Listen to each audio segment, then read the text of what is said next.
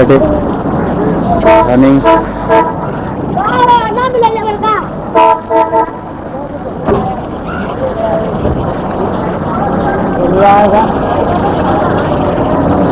is running.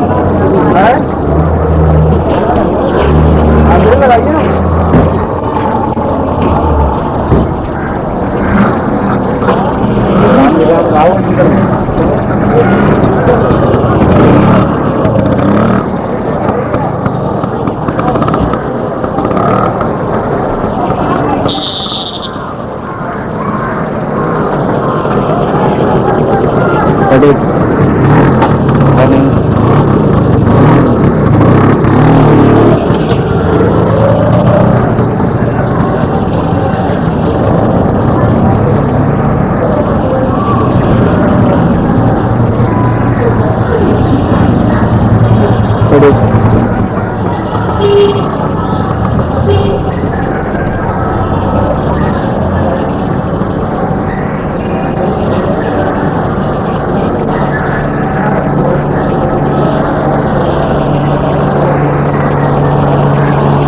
That is that is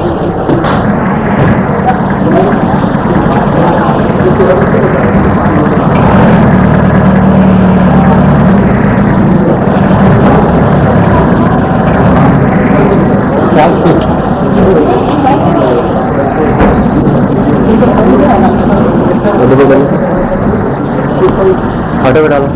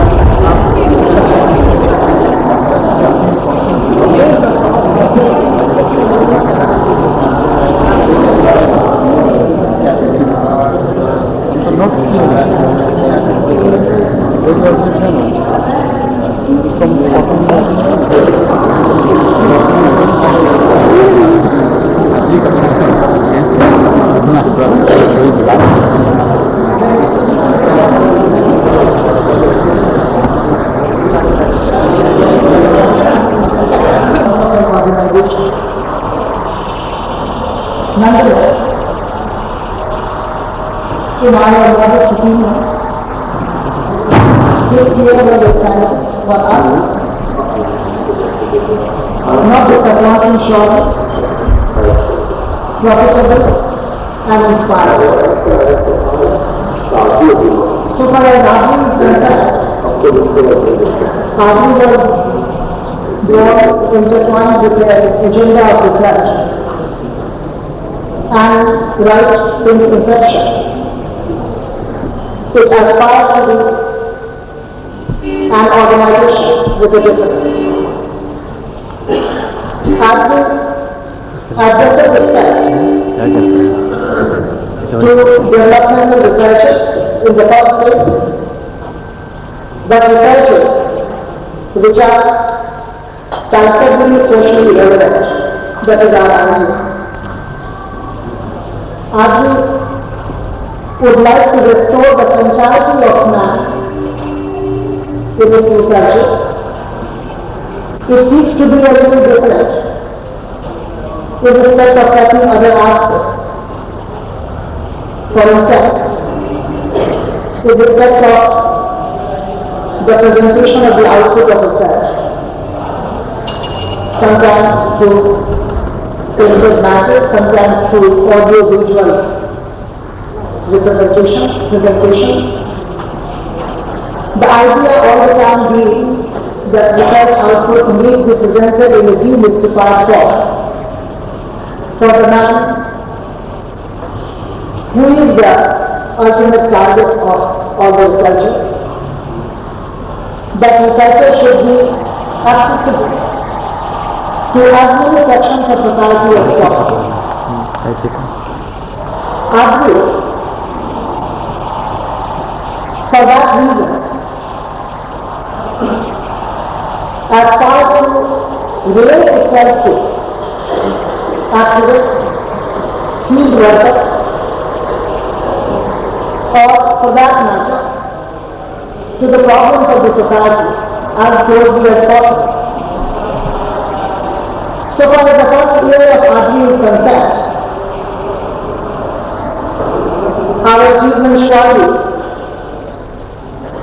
cannot be described more than infinitesimally small, but that in future, we hope that we shall build on this small beginning and we shall move towards the goals that were set out initially at the time of formation of the organization.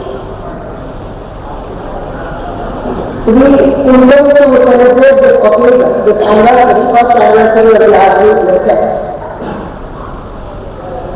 through a foundation lecture, and for that we have in our midst a renowned Marxist scholar, Professor Randhir Singh.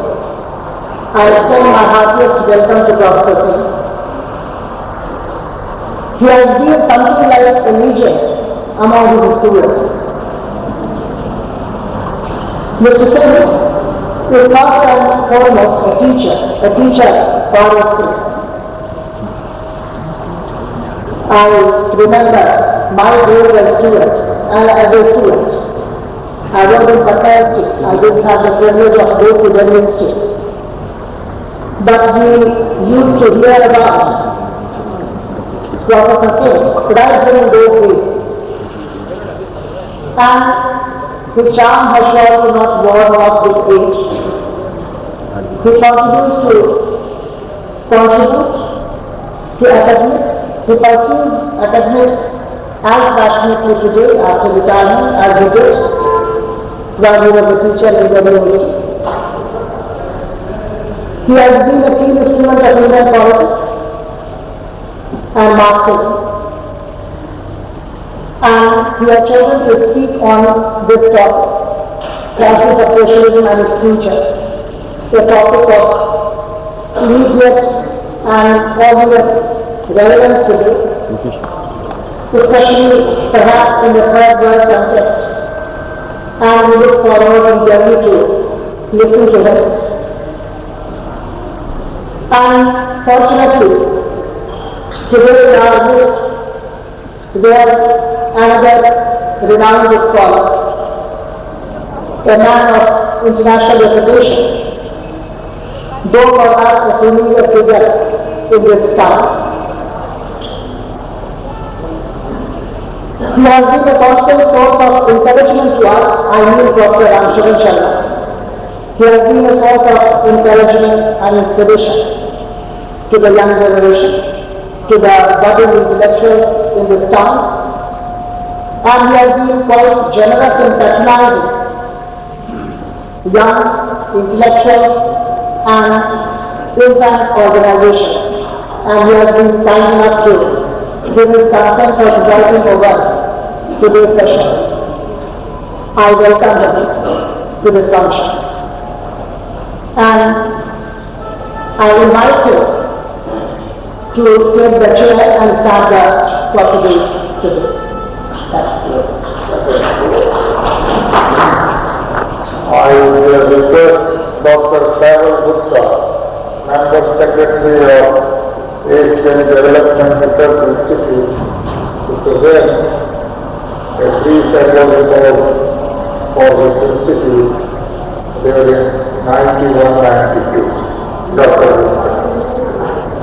We now to detail annual report of ADRI, but because of financial circumstances, we couldn't do it. So I am presenting a brief annual report of ADRI. A year back, we started our journey with the perspective of making Asian Development Research Institute, ADRI, a research organization with a distinctive development orientation in a socially meaningful way. Now that a year has passed, we are choosing this day to do little introspection for evaluating the progress of our stride in last 1 year. Parenthetically, I may add that the formal date of our foundation is March 6, 1991, as thus we are today a year and a week old. We started with an initial disadvantage. We dared to plow a lonely furrow purely on a voluntary basis in a desiccated intellectual milieu of a peripheral region like Bihar. At the same time, some of the assumptions we happened to make during the initial phase necessarily turned to be exploratory and tentative and hence imponderable. Against this background, one can ask, can a year be taken as a unit of measurement for determining the progress of an institute like ours? You will agree that the answer will be negative. But a year's account of activities will probably give you an idea about the direction of our journey, though not the amount of progress. The very concept of ADRI was born out of a research agenda. The agenda of research comes back to the organization and shapes its personality and character. Understanding Bihar through its entire course of history and in all its identical dimensions was the broad frame with which the formation of ADRI is intertwined. While the initial research agenda of ADRI focuses on Bihar, it would progressively enlarge its scope by undertaking comparative studies of development across the state and other countries in Asia, which forms a reasonably homogeneous development region. Now, we have 24 project proposals. I will just briefly explain those project proposals. To explain the patronage of Bihar in a historical perspective, which should lead to an agenda for a comprehensive socio-economic transformation of Bihar, an ambitious project of research and audiovisual documentation has been prepared. Under this project, understanding Bihar, the history of Bihar has been divided into 4 periods: ancient, medieval, modern, and contemporary. And each period consists of 20 sections like anthropology, polity, industry, etc. For the present, as an experiment, under the section of movement for change in research, a detailed research project on Asian movement in Bihar from 1765 to 90 has been finalized in the ICSR format. It is accompanied by a very exhaustive point of study and research divided into 7 parts: a bibliography and financial estimate of 5 years research project. A brief synopsis of 25 documentary films of 50 minutes duration to be based with our mentioned research work has also been prepared. Since Asian movement in Bihar, 1975-1990 is a long project of 5 years, ADRI has also worked out a pilot research and audiovisual project on Asian movement in central Bihar and changes in the post-Green Revolution rural scene 1981-90, a case study of Mussoorie block. This research will cover the entire block of Mussoorie and is aimed at bringing Asian studies to the realm of prospective developmental studies and planning, and at explaining the necessity of new developmental vision in the retrospect of Asian movement. We have also prepared a synopsis of audiovisual serial of 10 episodes of 40 minutes duration on the development of modern industrial venture in India, entitled Industrialization in India 1833 to 1990. Apart from our exploratory forays in the realm of research and research-based audiovisual materials, we have worked out under the auspices of ADRI Information Center a research proposal for establishing a cell on developing information on Bihar. This project aims at creating and continuously will cater to the needs of researchers, the government and semi-government agencies, etc. The distribution of the information collected by the cell would be done as when specific requests are made by the users. The possible key of retrieving would be a temporal, spatial, thematic. We are negotiating a number of agencies for funding of this project. Apart from considering different projects, ADRI has made its presence felt in various professional circles of Patna to organizing talks, seminars on a wide range of topics. In brief period of its existence, it has organized 6 local seminars. Those are seminars ADRI will continue to provide rights and young researchers and administrators a platform to articulate their ideas and interests with a cross-section of the people, which is often not available in the traditional institute. First seminar on land reform and land relations in Bihar was addressed by former Chief Secretary of Bihar and Land Reform Commissioner of the Government of India, C.P.A. Sarkar. Second talk was delivered by Mr. Hargopal of Andhra University on Civil Liberties Movement, a comparative study of Andhra Pradesh and Bihar. Mr. K. got a young civil servant of Maharashtra cadre that spoke on internationalization of Indian business. The fourth seminar was delivered by Mr. Amitabh Kumar on difference between opening the mind and opening the market. The fifth seminar was given by Sharad Kumar on tangential crisis in Marxist theory. The last local seminar was addressed by Randhir Singh of the Department of Government, Harvard University, USA, on bureaucratic corruption in China. Now, apart from local seminars, we have organized a state level seminar on need for demand and regeneration in Bihar, a strategy for consolidation, cohesion and integration in a fragmented state on 12 December 1991. That happens to be the 80th anniversary of the proclamation of the formation of Bihar. This seminar was partly funded by the Minister of Home Affairs, Government of India. In this seminar, apart from keynote address, 6 papers were presented. In spite of Patna, one declared by a political party, there was considerable participation from the cross-section of intelligentsia.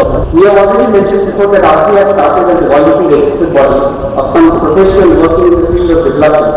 This has given ADRI reasonably strong human resource endowment, but as generally is the case, our financial endowment was meager to start with and continues to be so even now. Last year, 2 of our important seminars, one state level and the national level, were financed externally. In one case, it was Minister of Human Resource Development, in the second it was USAID. This fund was supplemented by some sponsorship by both public and private sector organizations. We have also received some donations and generated some revenues from those papers. Rest of the expenditure is being financed by ADRI members. For the coming years, we hope to be better off in terms of finances, because Government of Bihar has really decided to give us annual grant of 2 lakhs. Should we be able to get external finance for some of our research projects, the financial position will be even more improved. Future programs. In the coming years, our plan of action is mainly to complete the assignments we have already started last year. However, we would like to emphasize 2 of our proposed activities, publication and preparation of audiovisual materials. In case of publication, we want to come out with series of working papers as well as bring out some volumes of development information of Bihar. As regards preparation of audiovisual materials, we intend to take it up in a very near future. Even if the finances are not forthcoming, we must start preparing low-budget audiovisual materials on various development programs of Bihar. Indeed, the research proposal on higher study of patient movement already has an audiovisual component, and this would undoubtedly be a suitable beginning for our audiovisual efforts. Finally, we also intend to start this year a training course entitled Foundation Course of Bihar, designed to meet the needs of people with disabilities, civil servants and public functionaries. We are near the end of our narration, but our narration will not be complete if we do not express our gratitude to Srimati Premlata Sinha and to Sachin Chaudhary. Srimati Sinha has not only provided shelter to the institute, but also like an indulgent mother, she tolerated all our plans and nursed the organization with motherly care. Like granting the concept of an organized intellectual, he President Chaudhary not only provided academic leadership to these institutes, but also much of the glory he has gathered gave to his silent, sustained, and gave to his work. Professor presents himself as an embodiment of the synthesis of theory and practice. ADRI would like to put on record his gratitude to him in his year of formation, the most difficult period by all standards. Looking back, we feel that our long year journey in the field of research as well as in building a research organization has been very illuminating. It is not difficult for us to remember some moments of despair, but our experience of success, moments of encouragement, and the like has been far more numerous.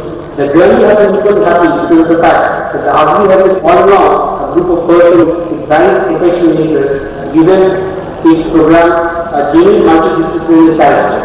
We are quite hopeful that in the years ahead are as successful as last year. Any trouble in my life, I'm not audible clear, and please tell me, Kit, that the worst comes to worst, this is happening to me, I have to stand here and talk to you, rather than stick to this routine form of organization.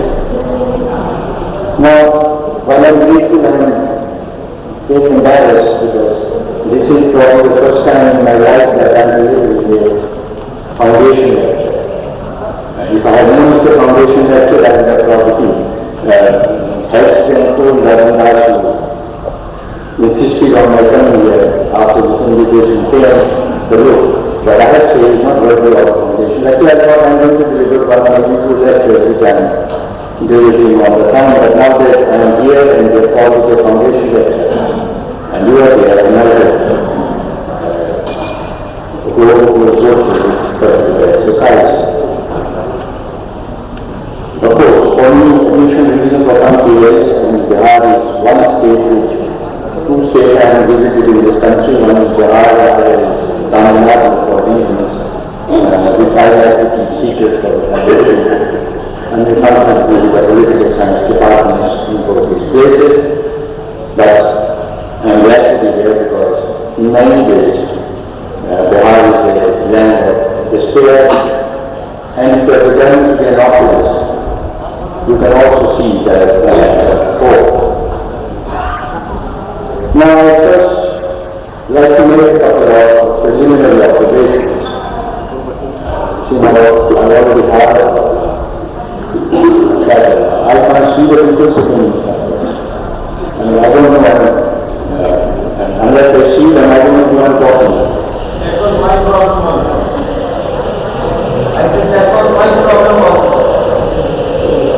Why didn't you protest them? Why didn't you say?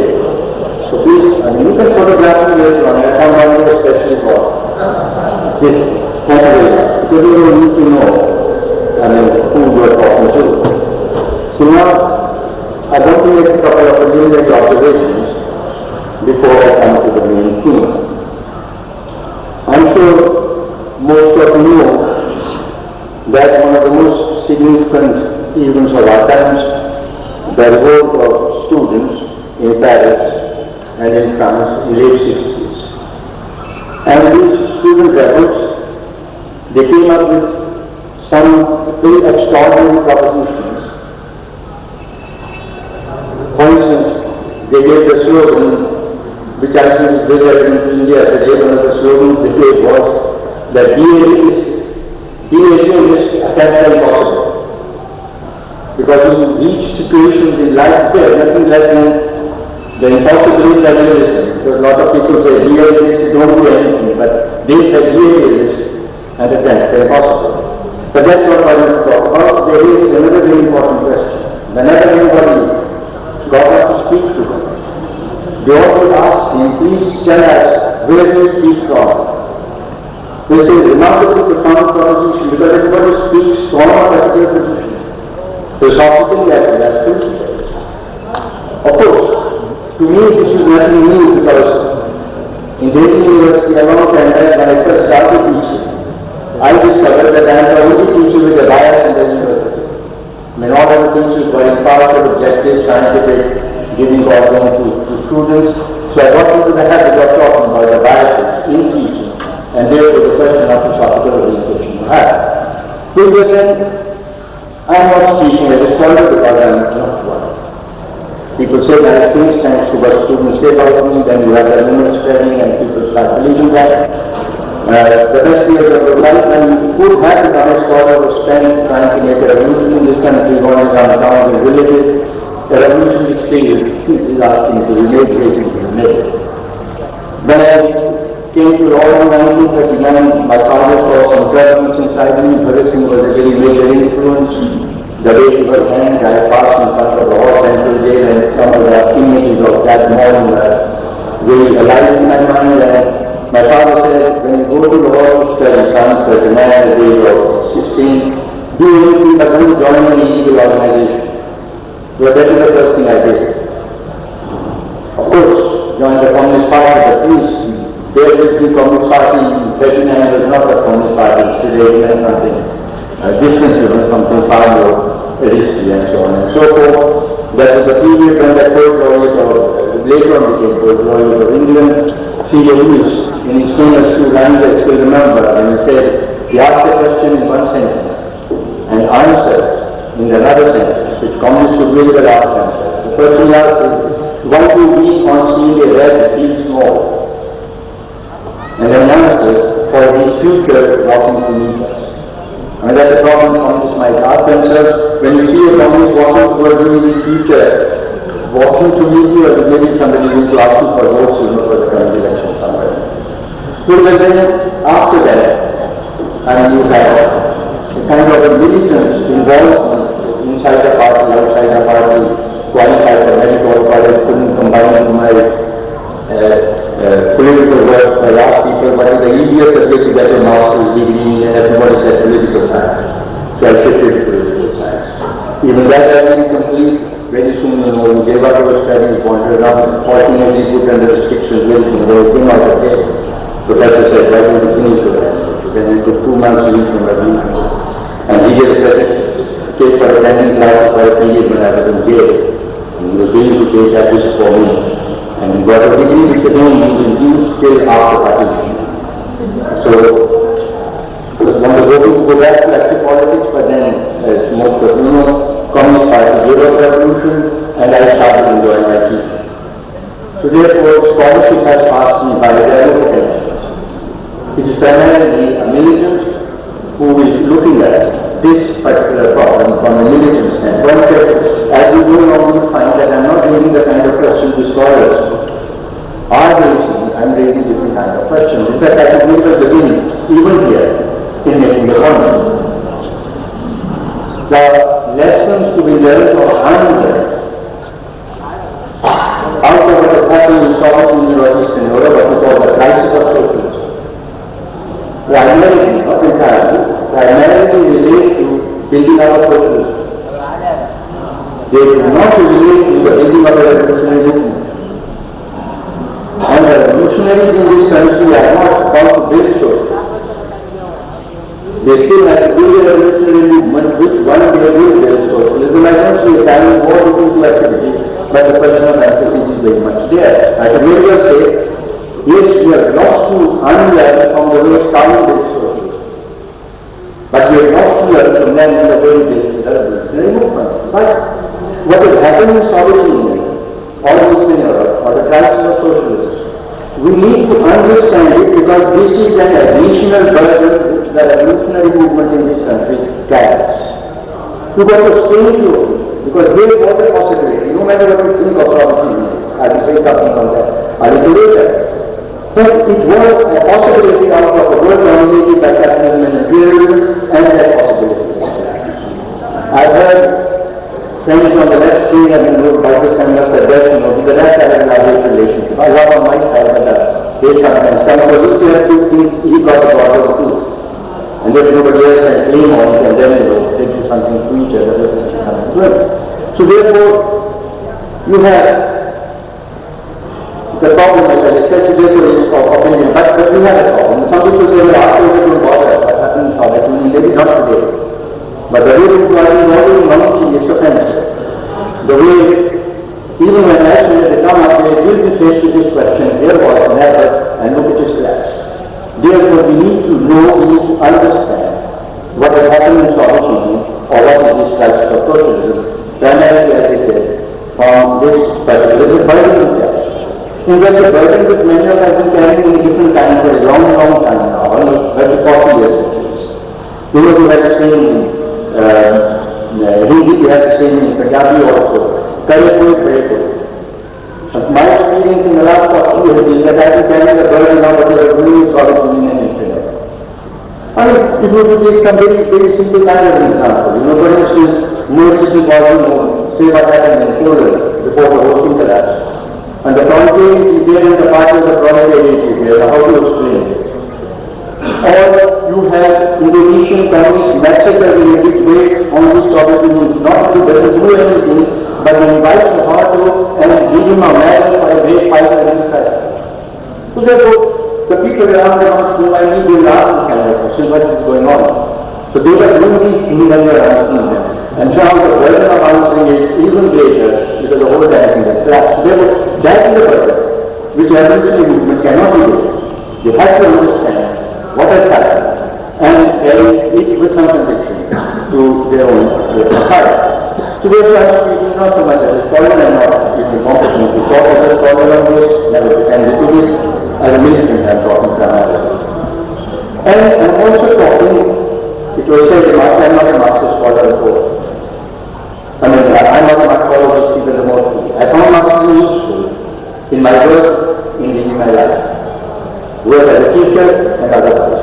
But I'm not one of those who will tell you what he said in 1848 and what he said in 1850 and with the comma and with the semicolon and then we replace with the that is never been my interest, this is not.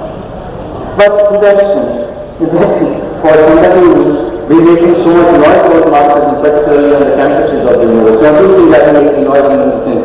So I like to never selected me for a social committee, but I'm one of the lucky ones, thanks to Sharma and maybe some others, that we still could land a professorship of. Simultaneously a professorship at JNU and Delhi. And since everybody was going to JNU, I said I would go to Delhi. But the year is 1972. For somebody who is not in the heart of Marxism, I am shockingly poor in economics. I mean, I don't know anything like that. I generally take my opinions here from people whose scholarship I would respect. So therefore, but to the extent I am looking at this crisis of socialism, I am looking at it as a Marxist, whatever Marxism I have. So I'm not going to talk about Marxism, except I spend only 2-3 minutes on this, because a couple of minutes are in order, because there was a time when you mentioned Marxism, you knew what it meant. There is the stamp of Moscow, and that is Marxism. Now you have a whole lot of other. You have a list for it. For instance, you have a powerful theoreticist deluge called academic Marxism. I mean, and Marxism is a very flourishing industry. In fact, you know, daily all kinds of things happen. I remember at the book fair, all these people who come up with the virtual edition of Marxist things in these days, there was 12 behind of it. Somebody told me that that's Professor Randhir. So he came over and talked to me and asked me about the future of Indian revolution. All I have to say to him, what I showed him is, you are down the road, but he doesn't have. He said, I said, really, you book on Marxism costing every day. You are seeing that nobody gets anywhere near Marxism except the basic student. So therefore, there is this flourishing academic Marxism. Professor Count wrote a few years ago that never before was Marxism so popular in America as now. I mean, the universities, the seminars, the courses, the prophecies, the conferences, the journals, mentioning that. And then he says, never was a socialist movement so weak in America as now. Now this is the Marxism which Marx will have understood before. Then there is the line which I call the official Marxism of the communist parties. The communists called and already into which prevents us. Criticism of Marxism is nihilistic. In the sense, the art from Marxism can give us answers to all of the questions. And since you cannot give answers to all the questions, then you will not. Now, making this statement with full responsibility because I taught Marxism. In my own people used to say we're going to have the best history of Marxism also go to his class. It's not only for Marxism and everything. Most are nihilistic. All of the kind of history. Even recently, I read for this, those of you who are conversant with it, he says in Marxism, they haven't come out with precise mechanisms connecting base and perspective. Now, I feel like asking Randhir this. That do you ask this question about precise mechanisms from Randhir to school of social science? I mean, where else do you find precise mechanisms? Only Marxism must fulfill this need. And more than that, in social science, precise mechanisms are very powerful. One person is not doing of social science. So therefore, most of its the first point I want to make it narrative or ordinary. The second point I want to make about Marxism in general is that it is essentially an unfinished and very much open system. In fact, one could write a whole essay, if not a book on how to quote and not to quote Marx. I am not going into that kind of discourse now. But please remember, Marx was above all revolutionary, he is not a system builder. Only work he did systematically was when he found that European revolutions are not taking off after 1848. He said, let me understand the system and trying to overthrow capitalism, and it came to long years of scholarly work to do that. Even that is not complete. Only first level of capitalism under its nature problem. Second, third level of together very good. Changing the surface value of together cost. So, immediately he finished his economics. He wanted to write a book on politics. He wanted to write a book on philosophy. He wanted to write a book on dialectics. To the end of his life said, only he had time to write a few printless pages on dialectics. So he wanted to know all those things, but it so happened that in his written work, economics so dominates the published work, most people think about the book of economics. I am absolutely convinced that primarily Marxism belongs not to economics but to politics. See, Marx is about all revolutionary. How do you change society? You change society by changing the economic structure. And you change economic structure to a revolutionary effort. Of course, Marx says, if you don't change economic structure, then the logic of structure prevails. That's where economics comes in. But if you want a basic change in society, then you change economic structure, and that's a question of politics and economics. But then, moment you think about, as I said, and he should openly remember this is my main purpose in everything of this capitalism. In one sense, Marxism is absolutely remarkable. In saying something which was not said in the European philosophical, political, social and political thought before. If you look at the whole tradition of the Western social thought, Plato, Aristotle, Augustine, Aquinas, Machiavelli, or Hegel, all of them said, here is final finished truth. We have it. You come and live here. You are sharing it with you. It's that kind of a feeling of not having the right final. And Marx is one of the first. In this 19th century, the new philosopher to bear that in mind, let me see the strength of or the value of the kind of proposition he makes. He wrote, generations which it took us to write are likely to be far more numerous than those whose knowledge we are in a position to bear. Marx is asking for correction. Not merely that you improve me and grow, he says correct me. And in this struggle to have more knowledge, struggle to begin with Marx and will end with Marx. If you question the nature of Marx, you are not denying Marx. You are entering humanity into the freedom of Marxism. So therefore, in that sense, it is a very much an open system. But then, the footnote I want to add is, some people have made it absolutely open. Today, there was a Marx who one go and pass to another in the process having become Marxist, and then in the past also, they want to become post-Marxist. And the post-Marxism is the most likely school today amongst Marxists and so on. It is always a new school. Because in the name of openness, in the name of updating Marxism and integrating ideas and theory, they are abandoning some of the basic positions in Marxism. Why do call themselves, still want to call themselves Marxists of some kind, post-Marxists? I mean, it's a matter of social history. I am not going to not only an intellectual matter, but to my mind, which is a tribute, extraordinary modern and intellectual authority of Marxism even today. As Sartre said, it is the philosophy, the necessary philosophy of our time, regardless of what happened in South Europe or Eastern Europe, it remains. And of course, one would like to add that he says they would like to call themselves ex-Marxists. Obviously, post-Marxists has a very pleasant thing to the Indians. If you are a post-Marxist, it means you are marching forward. It means you are going beyond Marx. It means you are ready up to the mainstream. And if you are an ex-Marxist, Marxist means you are paying color. You are always the enemy. So therefore, post-Marxism flourishes. But as I said, there is something called Marxism. It's not that there are two basic propositions which still hold. There are all kinds of problems, all kinds of silences, all kinds of empty spaces in Marxism, all kinds of and all kinds of mistaken notions. But it still remains the best point of entry into understanding of the structure and dynamics of society. Particularly structure and dynamics of capitalist society, and since we are living in a world which is a world of global capitalism, a great deal of the specific propositions in Marx still hold with a great deal of validity, and that is the claim one has to make for Marxism, not that it has answers to all the problems. It doesn't have a different theory to have. Now with this, let me come to this question for discussion today. Here this subject is obviously extraordinary complex. Issues it was raised, I know some issues, know a little more about some others I still don't know. Maybe in due course, I'll make my own study and then maybe ask you what I have. But even on what I know, and people have been talking on this, because people have been now coming and asking me, you have been making noise for 50 years now, tell us what's happened. You are compelled to face up to this reality. So, even out of what I know, I am going to pick up for an hour or 15 minutes at the most, a few more basic propositions.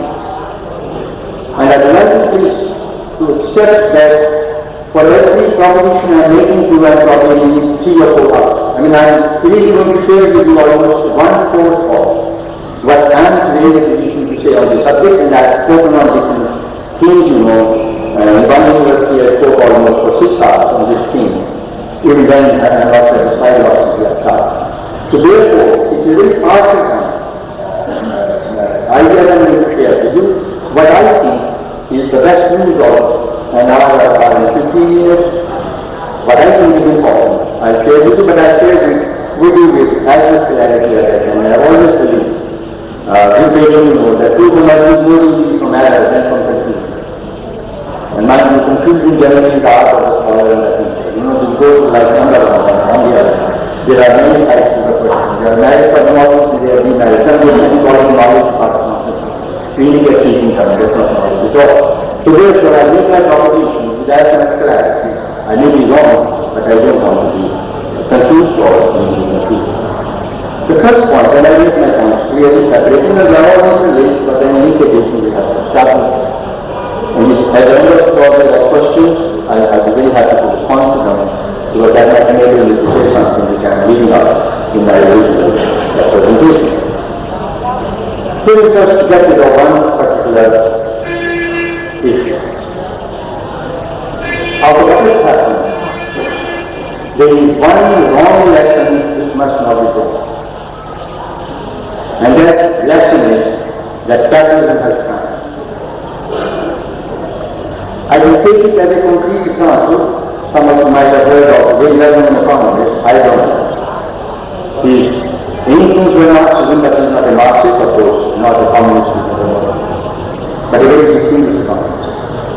And in 1989, when these things started happening, I wrote an essay published in New York. The title was The Triumph of Capitalism. His response to the collapse of socialism is triumph of capitalism. Now the fact is that almost for nearly 30-35 years, higher economists has been writing about capitalism. You know, since he published his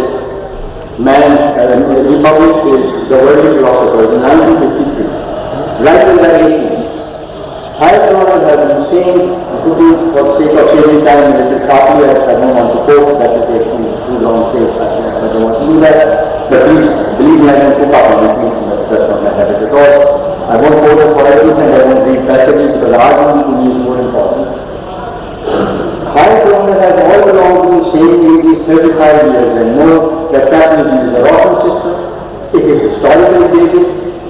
time is played out, is living beyond its historical time, it must give way to a better system which can respond to the needs of mankind much better given the kind of resources we have capitalism is based.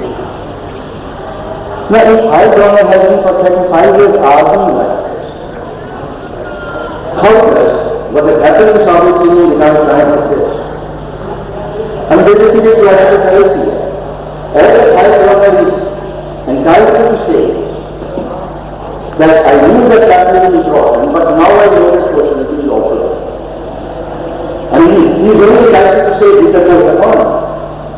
That is daily advertising, and he doesn't say it's not opposite criticism, he doesn't talk about India, and now, because people consider that I can say that in a very good last time.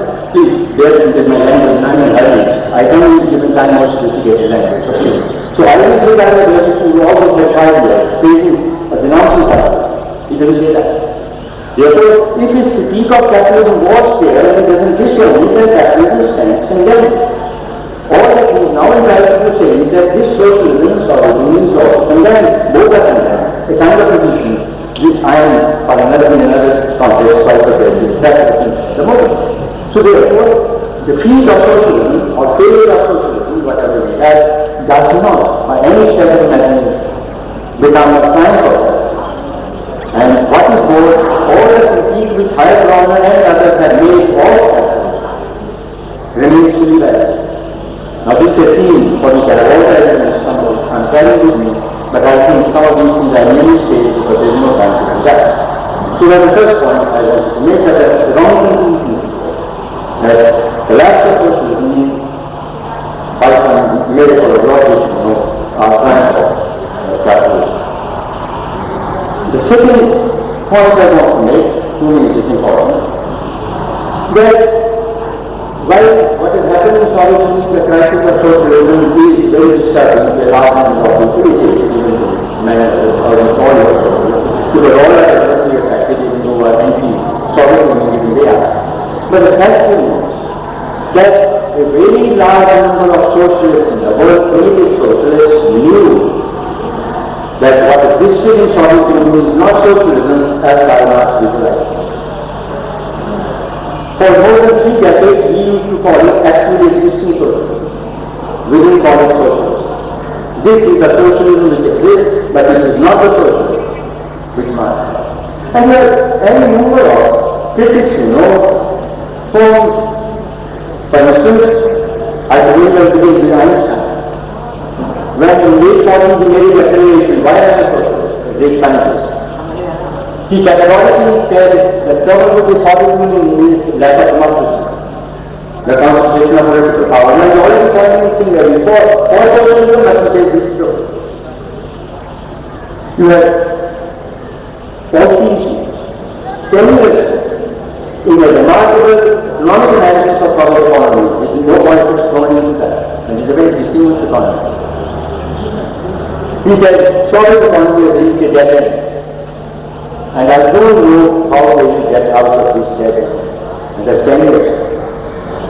Kalevsky, a very brilliant economist from Poland, he made a typical Kalevsky comment, which maybe some of us students understand and have to take the trouble of explaining the large institutional relevance later.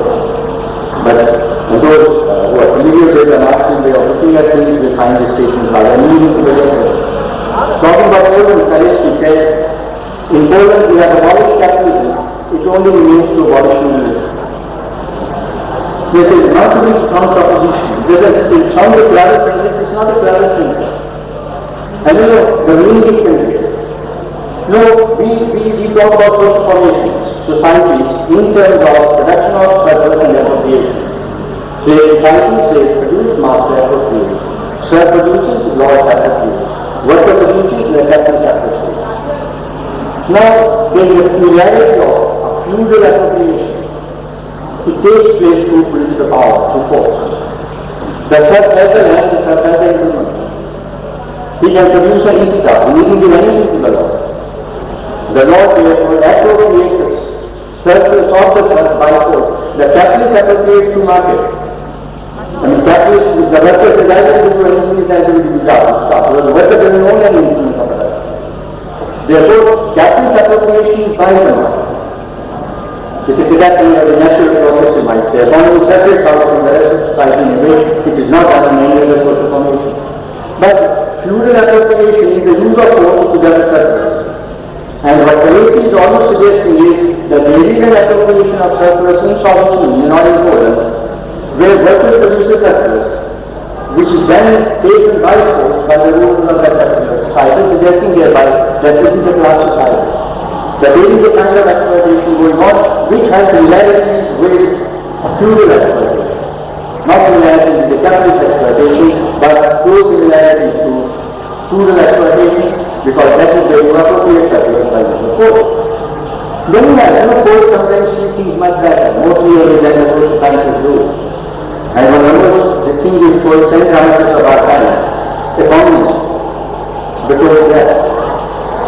That in East Germany, when economists, they remain economists for his life. Therefore, the world stops. You might put in about 1 or 2 things about our time.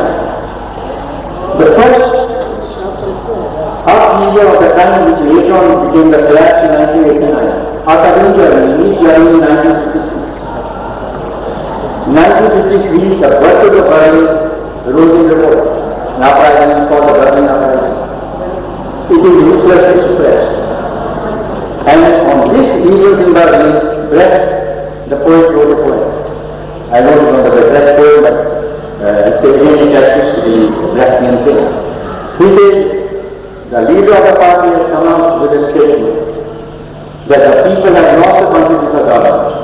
You understand, the people have lost the confidence of government, and they have to struggle very hard to regain the confidence of the government. So already seen those are issue in court, but it doesn't end there.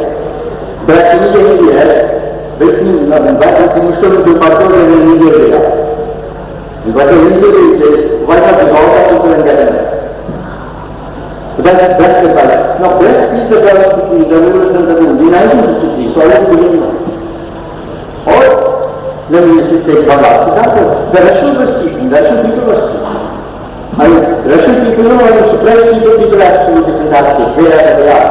They find their own ways of expressing, acting, and full of surprise, in the historical development. And the Russian people were not allowed to speak openly. Well, when they started speaking, among other things, through their not only speaking publications, which are very much in India, they started speaking with their jokes. I mean, one could get a PhD, this is a generation of PhD, one could do a PhD on the page of jokes, for instance. People are speaking. I will share with you, I'm sure you must have heard about it. I will share 2 characteristic jokes with the Russian radical. One was, remember, Khrushchev. He asked his 90-year-old wife to come to Moscow, Ukraine, and she was at his collective. Here is my house, my palace, here is my dacha, and there are my limousines, and all these big doors and all that I have. But the mother is not happy. He gets angry, he said, Mother, why you still want to go to see our God? He says, son, I'm happy that he is the world. He said, what are the world? He said, what is the Bolshevik somewhere? So that's the law. That kind of thing. The second before going after this time, this is not the one before. Of course, I'm not going to make it close.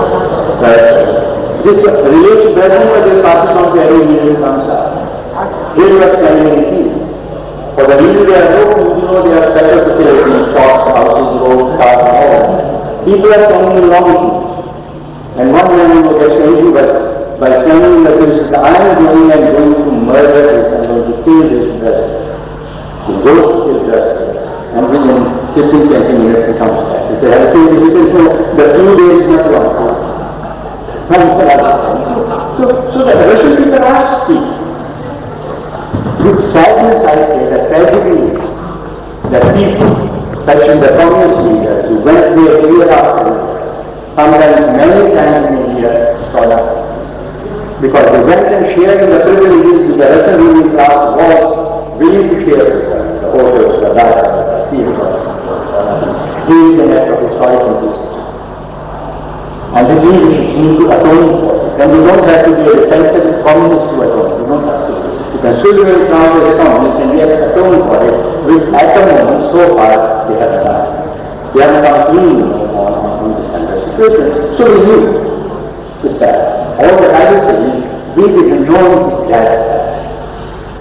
And part of that is that between us and the truths to the life of the bourgeoisie.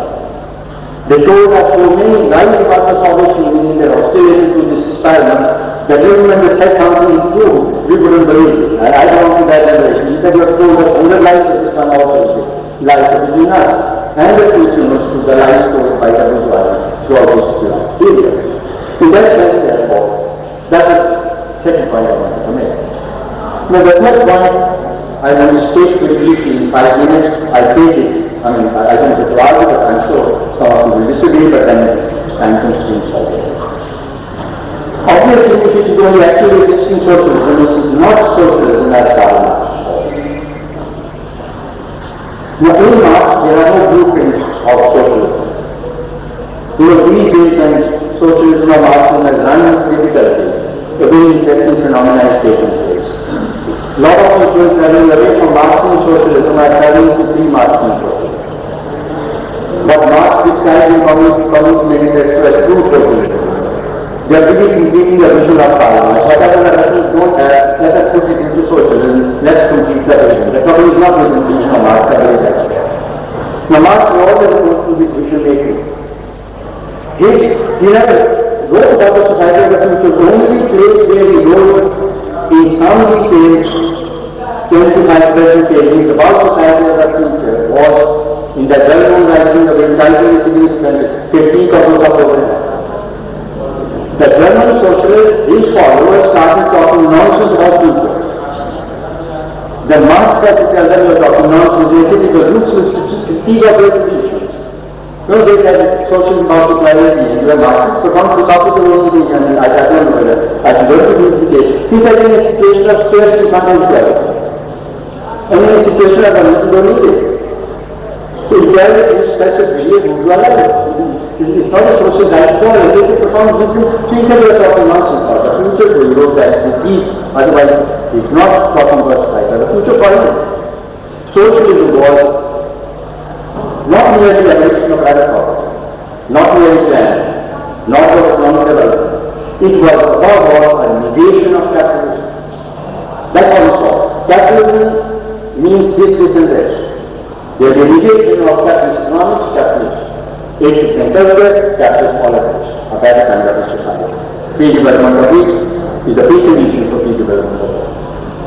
Now, before leaving this point, I just want to quickly say a couple of things in slight explanation. Marxist critique of capitalism even today holds. I can make that strong proposition. I know capitalism today is not what it was in 19th century. But when Marx put his finger on the law of accumulation of capital, because of the structure, logic means poverty at one end and wealth at the other. That in capitalism there is a permanent tendency to depression. These are the powerful facts. From 1820s onwards, capitalism always has a tendency to depression. Even in the advanced capitalist countries today, inequality today is more than ever before in their history. Don't look at it from your relative perspective. Even in the advanced capitalist countries in terms of unemployment funds, even if you look at capitalism as a global system, then you have wealth at one end and poverty at the other. For more than 2 decades, we are talking about between the gap in north and south, and everybody knows the gap is growing. It's not going to be a wrong policy, that is the structural logic which Marx pointed out. You can make a dent in this logic, Marx very clear. You may talk about iron necessity of law of accumulation. We often do, and the teachers that comes in. Then he said there's an iron necessity about the law of full stop. So, start off of fix it up. You can ask iron necessity. The very next sentence in that book is, the very next sentence, like all such laws, it is modified by interaction. See, the laws in society are not like the organic itself. They are modified by human action of the worker action of the capitalist. I'm sure Manmohan Singh and Narasimha Rao can run the Indian capitalism better than the world today. Choices are there. So therefore, Marx saw that the structural law which you can guarantee to come straight into capitalism. So, in India, when I started by saying that where do you speak from? I mean, I should have mentioned this, because India one thing needs to be very nice. when moving and somewhere outside, country has been living beyond its means. I might be used. You know, everybody now says it's common that we make not donations to nations. We after order said it, a duality which become explosive. Sukma Chakravarti has said it, a dualism in society which is corrosive. He and Arthur said it. We use the word full nation, India is a full nation, they are bound together. Living beyond our means. I mean, कदर लगेगा वो तो समझ आ सकता है, लेकिन नहीं किया था किंतु उसमें तो कुछ नहीं इसलिए नहीं चाहिए। लोग लेते हैं तो बैंक में लोग borrowing and borrowing. Nobody will done it all that money. It's a common sense economics. Similarly, 50% of Indians can ask, we have to live beyond that money. Somebody help me in India. Therefore, whether you look at it like it's from above, or you look at it from below, you get to quite a different point. And it is the logic, structural logic of capitalism. Like I believe in the stranger evidence. Way back in the 1960s, in his famous book, Randhir Singh, Affluent Society, he said, why can't in America we use our resources for the good of people? It is his word and not when he said America is practical law of private providence and public squalor. So why can't we use resources for public squalor? And now again he is making the same logic, now even after this crisis, we need a caring state. He said the state, the situation in America should make any sensitive American feel ashamed of the situation. Point is, capitalism cannot become a caring system. It cannot be capitalism with a human face. That is the structural logic. And similarly, we look at Marxism. I'm not sure how many of you are aware of it, but that's generally, this is one of the economic topic manuscripts, first raised a particular point. In 1844, Marx wrote something for his own clarification, in which one main theme was what capitalism does to man. It was not published, and we know about it. We come to know of it only later in this.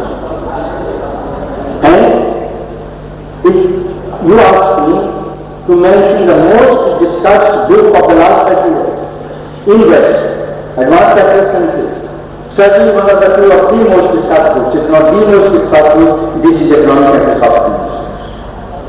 We must talk about alienation, how capitalism alienates man from man, man from his own product, man from nature. How it is man reduces all the human senses to the sense of property. See, a truly rich human life is to appropriate the glorious human senses, sense of music, of poetry, philosophy, art, and literature. That is a rich life. And capitalism reduces all that richness to the richness of wealth, and then it is in the richest man, it is a beautiful phrase. The more you have, the less you are. You know, one person, to put it crudely, and the habit of giving this example, you have 100 rupees, put it in bank, it becomes 110. I have 100 rupees, I have spent 100 rupees on music, on poetry, on entertaining friends. At the end of it, you have no 110. I have 50, but I am more of a man because I live with these glorious movements. Marxism, he said, freedom begins with necessity and there's stomach and coming to the bond, we have to pay. You have to pay. There's no choice.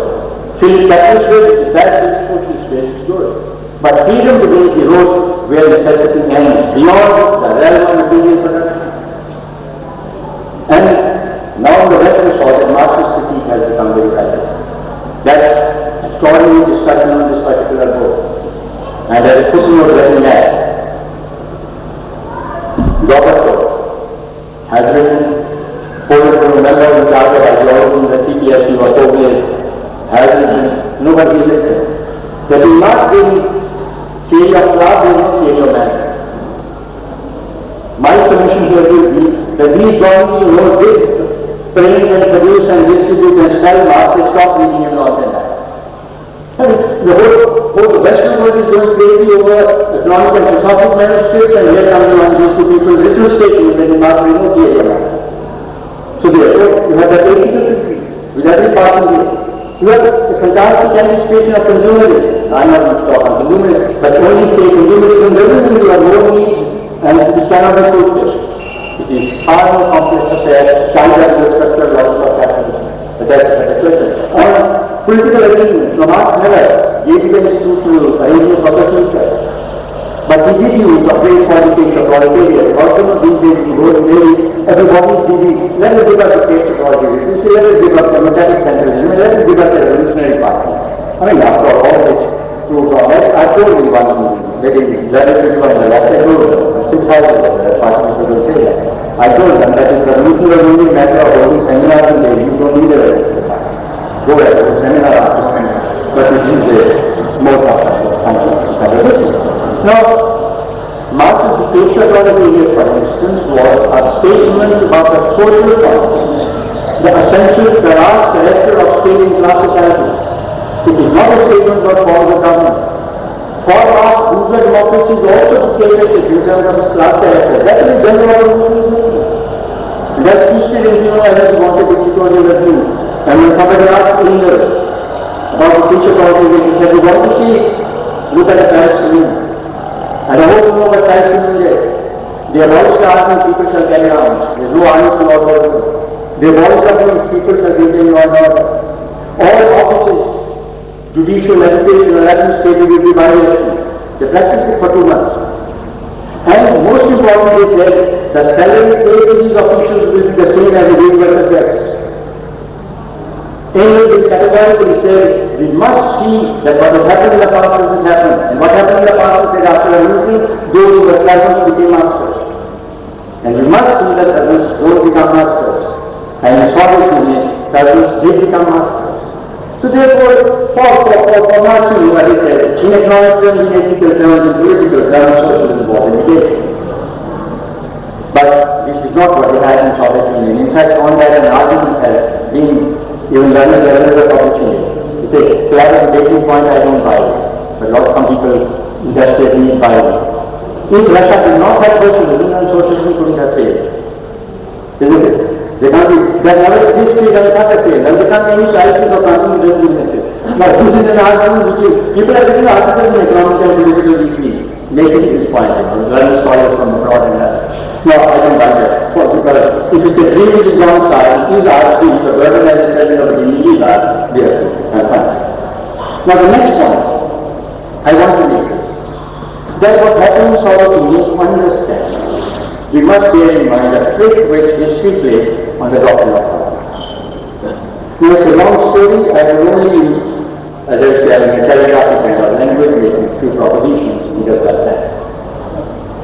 The first proposition will be in Marxism there is no determinism and there is no scale of states. This state, that state, that state, and so on and so forth. In fact, when he wrote his Capital and somebody in the wrote a review that Marx was giving us the theory of universal government of capitalism and all that, Marx immediately wrote back what I only is the development of capitalism in Western Europe, but nothing else. So for him, there are no, and he said, people make only make it in the given conditions. So there is no determinism and there are no stages. A lot of people look for stages and therefore you look for slavery in origin within the exist because Stalin is supposed to success, but there is nothing like that in Marxism at all. And the extraordinary richness of it. Maybe it's a revolutionary orientation, maybe it's a romantic revolutionary orientation, Marx was a romantic. I mean, you can be old like a social scientist and you can be a romantic revolution. And capitalism will produce our things. After the day leaders, they will also capitalism. That was his main theory. This theory did not work out on this. Reasons are many, but 2 reasons I will quickly like to mention, because they are very often taken as a basic criticism of Marxism, no revolutionary concept, it's simple. Where Marx mentioned that the workers will make a revolution. The Holy Family begins with a statement which says, workers will make a revolution not because God has said so. They will make a revolution for 2 reasons. One, these workers are the worst victims of capitalism, and victims need a revolution. Secondly, they are so situated that they will bring the awareness of their being victims. So given that awareness and ideology, given being victims as well. Now, as capitalism develops, it shows not only extraordinary productivity, much beyond that Marx ever imagined. You know, it's Marx who wrote that the capitalism came, we didn't know what miracles slumbered in the lap of human labor. And we can tell Marx, even you didn't know what miracles slumber. After 2 days, you know, it's not a magic revolution. So, as the productivity growing and also capitalism becomes imperialist, then the victims of capitalism are to be seen not in England. Whom you find in those satisfactory reports on which Marx bases the indictment of capitalism.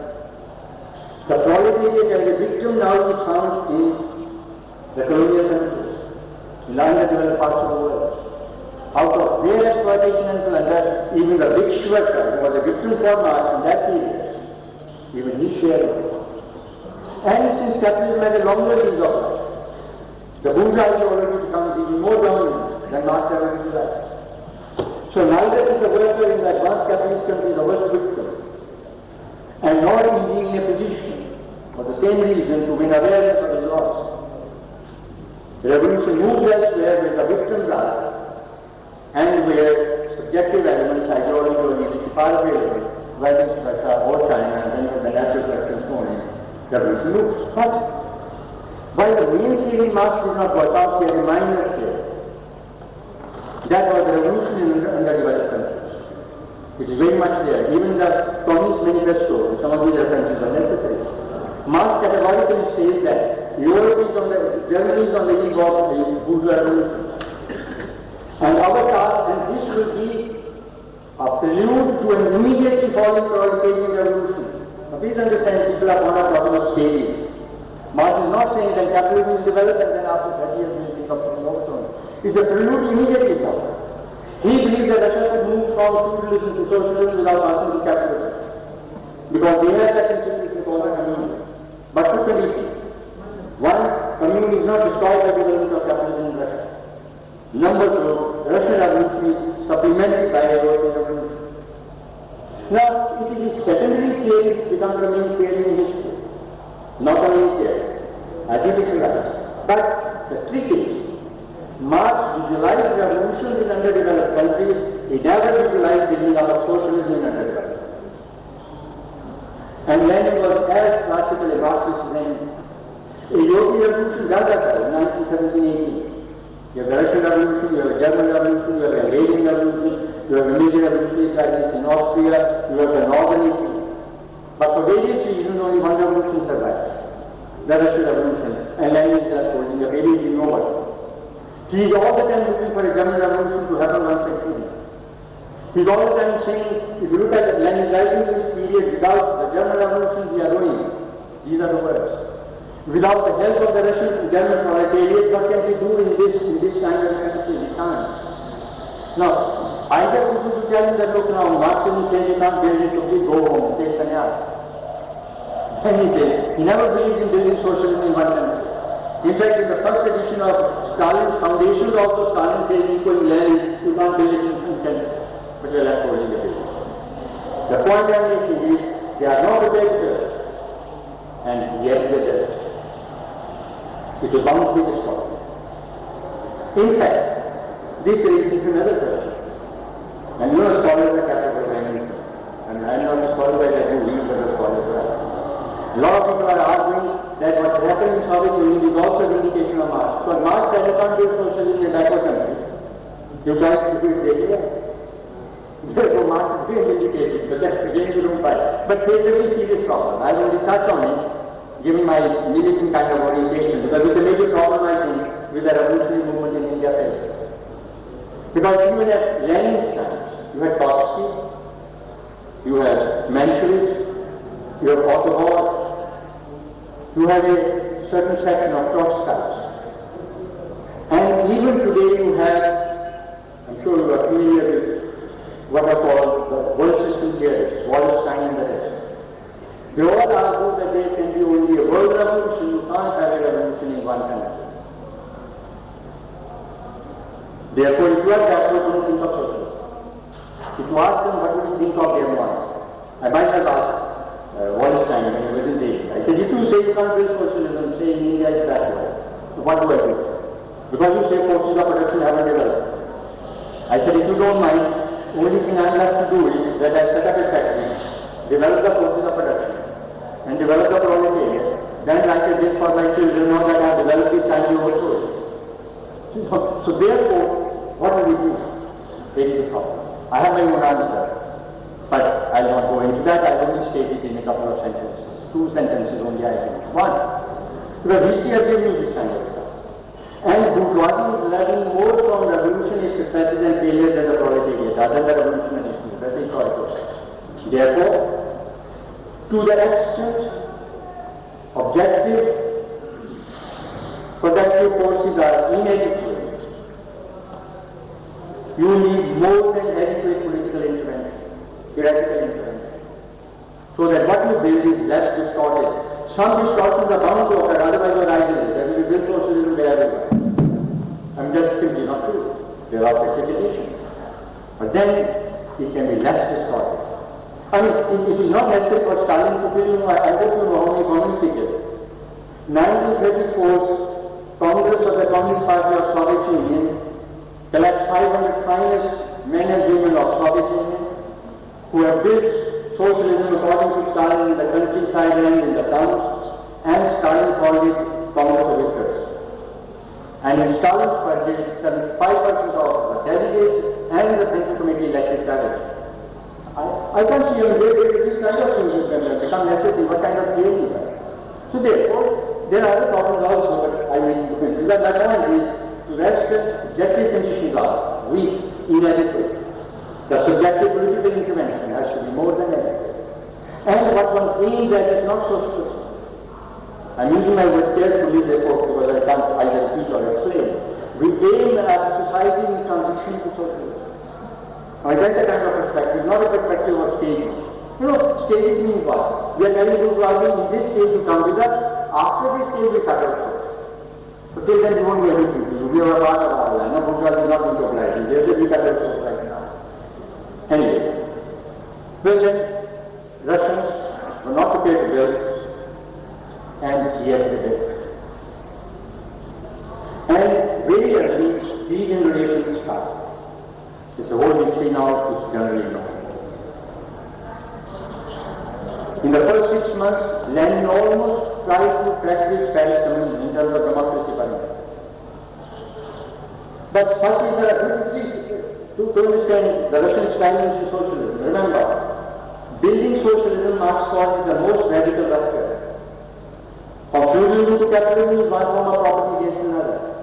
Now you are abolishing private property in the meaning of production. It's the most radical rupture. This is being done for the first time. Never done before. This is being done in the most backward country, not in an advanced backward country. And this is being done in the most hostile environment. As Noam Chomsky has said, that capitalism or America has taken 7 days to take care of Vietnam and 7 years to take care of Pakistan. They haven't tried to take care of the Soviet experiment for all these 7 years. Given this kind of objective situation, degeneration begins very early. I mean, if I were to just pick up only a few odd examples, here is a working class trained by the Bolsheviks over 20-25 years long struggle into Marxism, revolutionary proletariat. Now when you have civil war, counter-revolution, foreign intervention, in fighting against it, the working class perishes. And as industry collapses, the working class goes back to village. The Russian proletariat, at the end of all this, is not the proletariat which made the revolution, nor is the Bolshevik party the party which made the revolution, because at every front they will say, where there is certainty of death, volunteers. And the finals, the flower of revolution says, we go, do better. By that time, Lenin, like I think, party of the Bolsheviks was virtually decimated. And what little was left, Stalin just took care of that. But I'm not wanting to run down Stalin. My take on the situation is, the Russian people build, it's not a negative situation altogether. They build with Stalin and despite Stalin. I like to mean with that sense, they build with him. But they also build despite him, and there are tremendous achievements of October Revolution and Soviet experiment, but that is not what I'm going to do. But the degeneration occurs like this. The first government they have is a coalition government. There is nothing in Marxism which says there has only one party. It's a coalition government. And one of the most powerful parties in Russia then was the Socialist Revolutionary. They alone had a base in the countryside. Bolsheviks have no base in my sufficient to go. But as the revolution moves, polarization takes place. I mean, after all, revolution is not a walk along the mall or the Nevsky Prospect, which is any say. And one after another, these parties move over to the other side. You are left with one party. You can't expect Lenin to say, no, democracy demands two parties, so please organize to overthrow. It's a social revolutionary who shot at him. which Randhir Singh and so on. Even the principle within the Communist Party, for instance, no factions. Those who are close to Communist Party may be interested. Bolshevik Party had most extensive discussions. What does Lenin say, what does Trotsky say, what does Zinoviev say, what does Samyev say, reported down through the ranks, even to the public. Even during Civil War, the total democratic functioning, and to be a minority, he was more than once. Then comes the Transcar revolt, where the very survival of the revolution is at stake. Therefore, a departure is made as an emergency concession to this situation, no factions in the party. Now what was the departure, a concession to emergency becomes the principle with Stalin. And then he gives up, entire control of the party, and there's nothing. The rival is unless you're faction. Faction and factionalism are different things. Unless you're factions in a revolutionary party, you can't have any democracy at all. I've lived and functioned in party, so I know what I'm talking about. So therefore, the whole history of this period in Russia is one after another exceptions are made to the principle. Then the exceptions become the rule. And it is these rules on which then it builds an authoritarian state that Stalin built. And the worst part of the story was, as you know, the Brockism. And you know, the last years of Lenin was spent entirely in fighting his prototyping. In fact, he wrote again and again, I thought this quotation will not be out of it, but it is a very meaningful thing. He talks of the rotten bureaucracy and he warned almost pathetically. He said, all of us should be hung on the stinking ropes because of this bureaucracy. And then he adds, and I have not yet lost all hope that one day we shall be hung for this and deservedly so. The Russian people have taken 70 years to do. But Lenin saw it. But he didn't know what to do. He had faith in the people, shifts faith to the class, shifts faith in the party. His last desperate effort was what he called the workers and patrons inspectorate, which is not a Marxian answer, which is a Jacobin answer. Answer was, let us pick up 500 finest, most honest, most sincere Russian Europe and make them the inspectors. So it's not a diversification, it is institutionalization of democracy, even under the most adverse circumstances. But it's a Jacobin. And when the same problem was faced by God, his answer again is an anarchist answer. Remember his cultural revolution, bombard that quarter. He didn't know what else to do. Look at this corruption which is taken over the Catholic, the Catholic over the north. He builds up the state, he builds up the party, then he calls for the people now, bombard that quarter, destroy them. He didn't know, desperate situation. And this is where the most important lesson in building socialism, the wrong lesson I've already mentioned, the most right lesson is the question of democracy, on which Marxist theory has been weak, and Marxist practice in these countries has been much worse. Anyway, what is the bill? Let me take another device, please. What is the bill debate goes on? I want to make a brief comment on that. I don't believe any really attack there are a lot of people. On the same evidence, they come to different conclusions. Bettelheim and Fried may disagree, and so are many others. I'm not going to go into what others think. To me, my own understanding at the moment is that what they built in Russia was not capitalism. But it was not socialism, nor a society in transition to socialism. What was it? It was a class society which shared some features with capitalism but not all features. To put it in some detail, capitalism is characterized by three features. One is private ownership of the production. Number two, the workers are dissociated from the production, the producer surplus, which is appropriated by others. And third, most important, it is the competing capitals which are the mechanisms through which the laws of capitalism function. As Marx wrote, competition executes the inner laws of capital. The essential locomotive force of bourgeois economy is the competition. Now the Russian society, and it is this locomotive is the law of accumulation, accumulate and accumulate and accumulate. But if you don't accumulate, you accumulate. Or the capital is going to be down in the marketplace. The Soviet society shared only one feature of capitalism. There is no private ownership of means of production, as capitalism has. There are no competing capitals. It is a hierarchical structure, bureaucratic organization which controls. And because there are no competing capitals, there is no law of accumulation. That Russians do not have to accumulate necessarily as the law of market demands in capitalism. But the third feature of capitalism, Russians try to share with capitalism, that is the workers produce a substance which is appropriated by, you may call it state bourgeoisie, you may call it party bourgeoisie. You see the state bourgeoisie with better language, it is party bourgeoisie. In that sense, it is a class society, it is an exploitative society. But it is not a capitalist society because there is no law of the market which governs their behavior. The Russian rulers are free to build socialism if they want to. They are free to accumulate if they want to. And then they look like accumulation because backwardness leaves of the time to go on building and building and building. Or they can pass to their interests. And Gorbachev was trying to look after the interests of this ruling class and bring it out of time. Now that's the story which I will not go, but on this Russian economy there are two general observations I want to make. When you look at this stagnation, there are all kinds of specialized questions about command, administrative command economy planning and all that. Failure is not of planning as such, but a Russian kind of planning, but there are two general issues I want to raise with you, which I am sure you will find out some meaning. Now the Russian worker is producing surplus which is appropriated, but his condition is different from the worker in capitalism in one important respect. That is what the revolution has given him.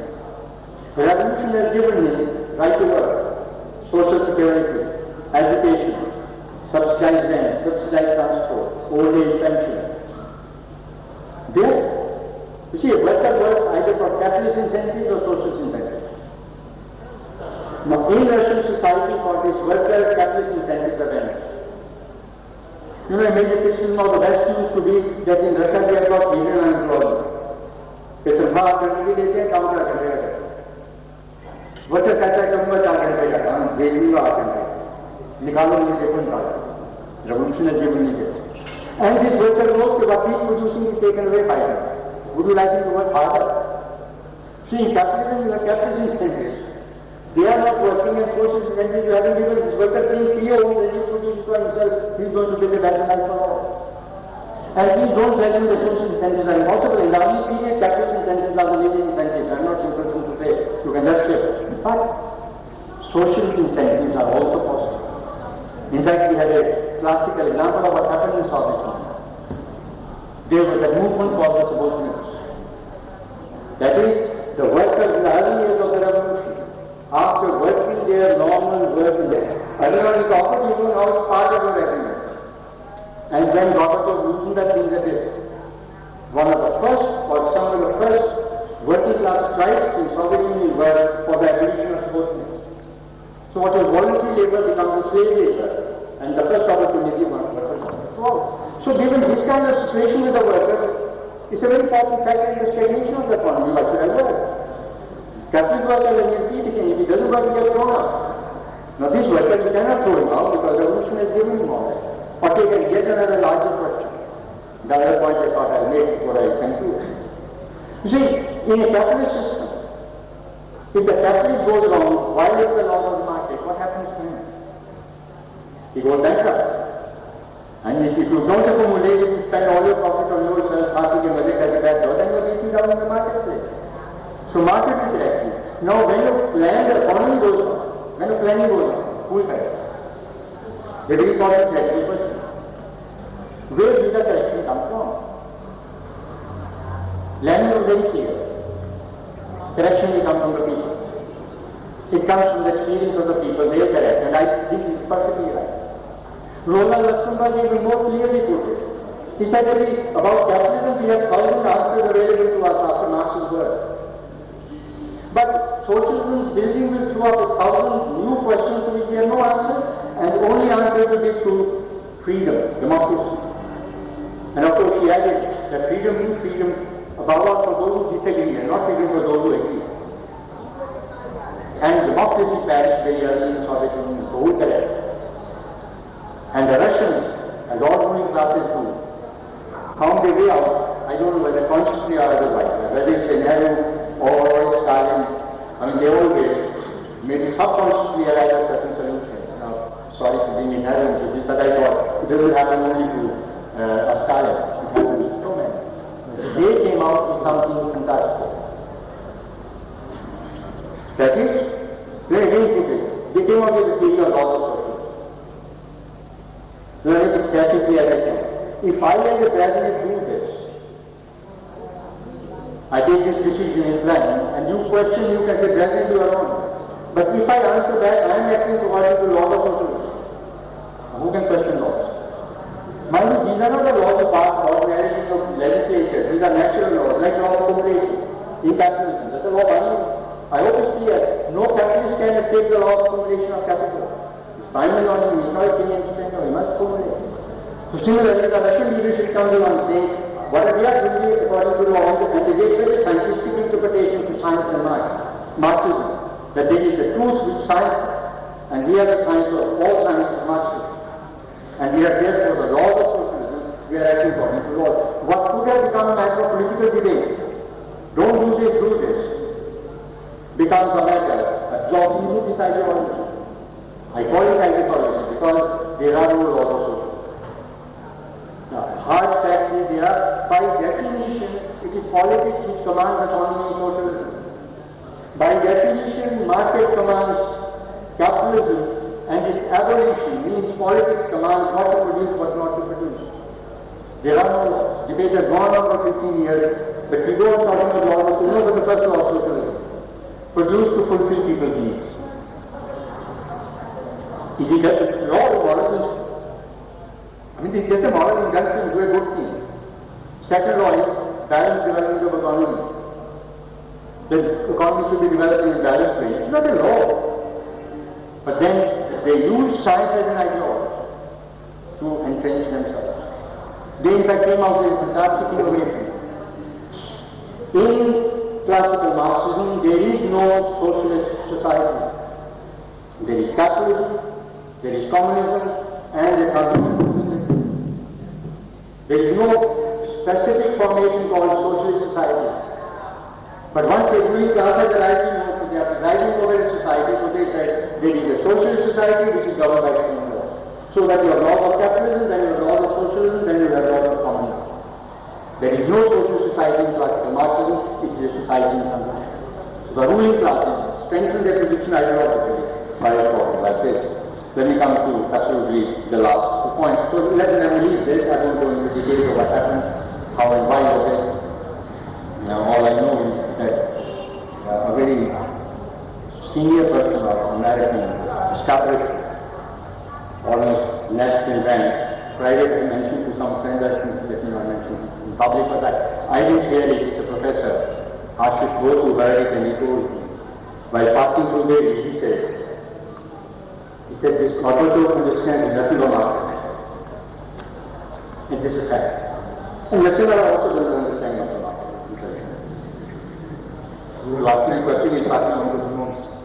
Get over notes, and you will have the same kind of consequences you waited by. I mean, don't think it will take very long for us to discover a truth about these policies. Therefore, the next point I want to make is this. The situation which we are in today as a result of this crisis of socialism. There is one way of looking at it which I think the reasonable way of looking at it, I am not saying that is right. Because the situation is that capitalism has failed. I mean, all the evidence is there. And it's becoming even more clear now. I mean, as you go along now, there is no enemy to be attacked now. So the internal contradictions of capitalism are not going to attract more and more attention.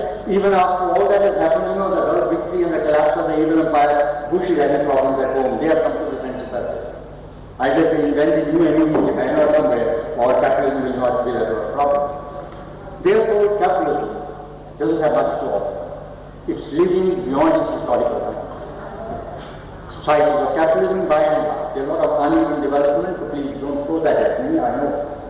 Human action can change the situation, favorable factors can change the situation, There can be South Korea today, and there is Japan, and there is Germany, but there is also America getting deeper and deeper into these ups and downs are part of the story of development of capitalism. So if capitalism is living beyond its historical times, and socialism as it came up has failed. One way of understanding this will be to think that we are probably living in a period of epochal change. Epochal change means the change which you have, say, from feudalism to capitalism. It took 400 long years to take place. One epoch replaced by another epoch. And historians have told us that some of the first states which became capitalists in Mediterranean and in Northern Europe, they perished. There is a work of Oliver Fox. Those experiments are not of the same scale or order as the rest of them. But they are there, but these new experiments in capitalism were smothered by the surrounding feudalism. Till under more favorable circumstances, capitalism comes up in England and in the Western Europe. Therefore, the first experiment in socialism has failed because of various reasons. Maybe other experiments will follow, they are bound to follow in my opinion. But the flaw in this scenario is capitalism could have 100 years, 400 years to move from feudalism to capitalism. We do not have. Capitalism does not give you 400 years. I have some very interesting quotations and references here, but I think I've already spoken enough, so I conclude merely with a statement. The new factor which is coming to the situation is environmental degradation. An article in Natural History, which is a very well-established, respectable journal, wrote last year, as I reference here, that if you go on living the way you are doing, and they call it not capitalism, they call it throwaway society. Your society today, they call it a throwaway society, and that article said, if you go on living this throwaway society, then you have only 40 more years. More balanced estimates give you 100 years. Question then, this I am posing to, my own understanding is very clear, people can differ on this. The degradation of environment, either you can say is the result of wrong policies, that is correct. Or I will argue that they are outcome of the structural logic of capitalism, which in its accumulation drive cared neither for man nor for nature. Where there is money, there is hope, they produce, they won't bother about it. They may be prevented here and there, and you will stop a dam here, they build it where less resistance. There is one area in which maximum amount of noise is now being made the world over, that's about it. And that's one area in which least amount of substantive work is being done. Because it is not a question of a few capitalists having wrong policies. It's a question of the structural logic of capitalism, the accumulated logic. In fact, capitalists are finding new ways of now tackling it. Now they are trying to invest in pollution control. You see, monopolies are now members of our control commission the world over. And somewhere there is a report of there is a council in America, and they calculated that there was a place, where 3 million worth of pollution had to be controlled. And the company controlling it made a profit of $1 million. You first make millions polluting, then you make millions controlling pollution. Capitalism has so much resources, they don't know what to do with them anyway. Given that tendency to depression, they use it on armaments, they use it on advertising, they use it in space research, but the demand is there, and the capital wants demands where it can go, and the new area in which capital is going now is pollution control.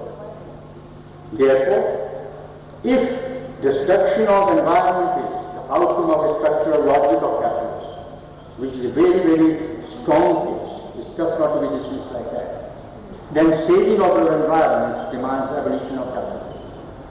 It means using the resources in a planned way for people's needs. Of course, that is what socialism is.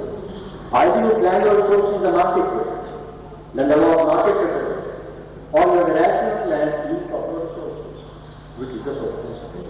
In that sense, one can argue that the future of socialism is as bright as that of humanity, and as bleak as that of humanity.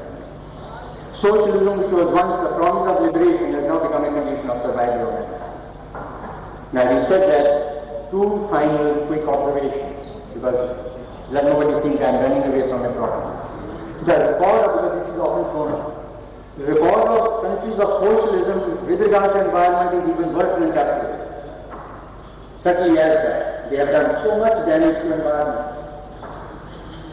Therefore, socialism by some miracle won't save environment.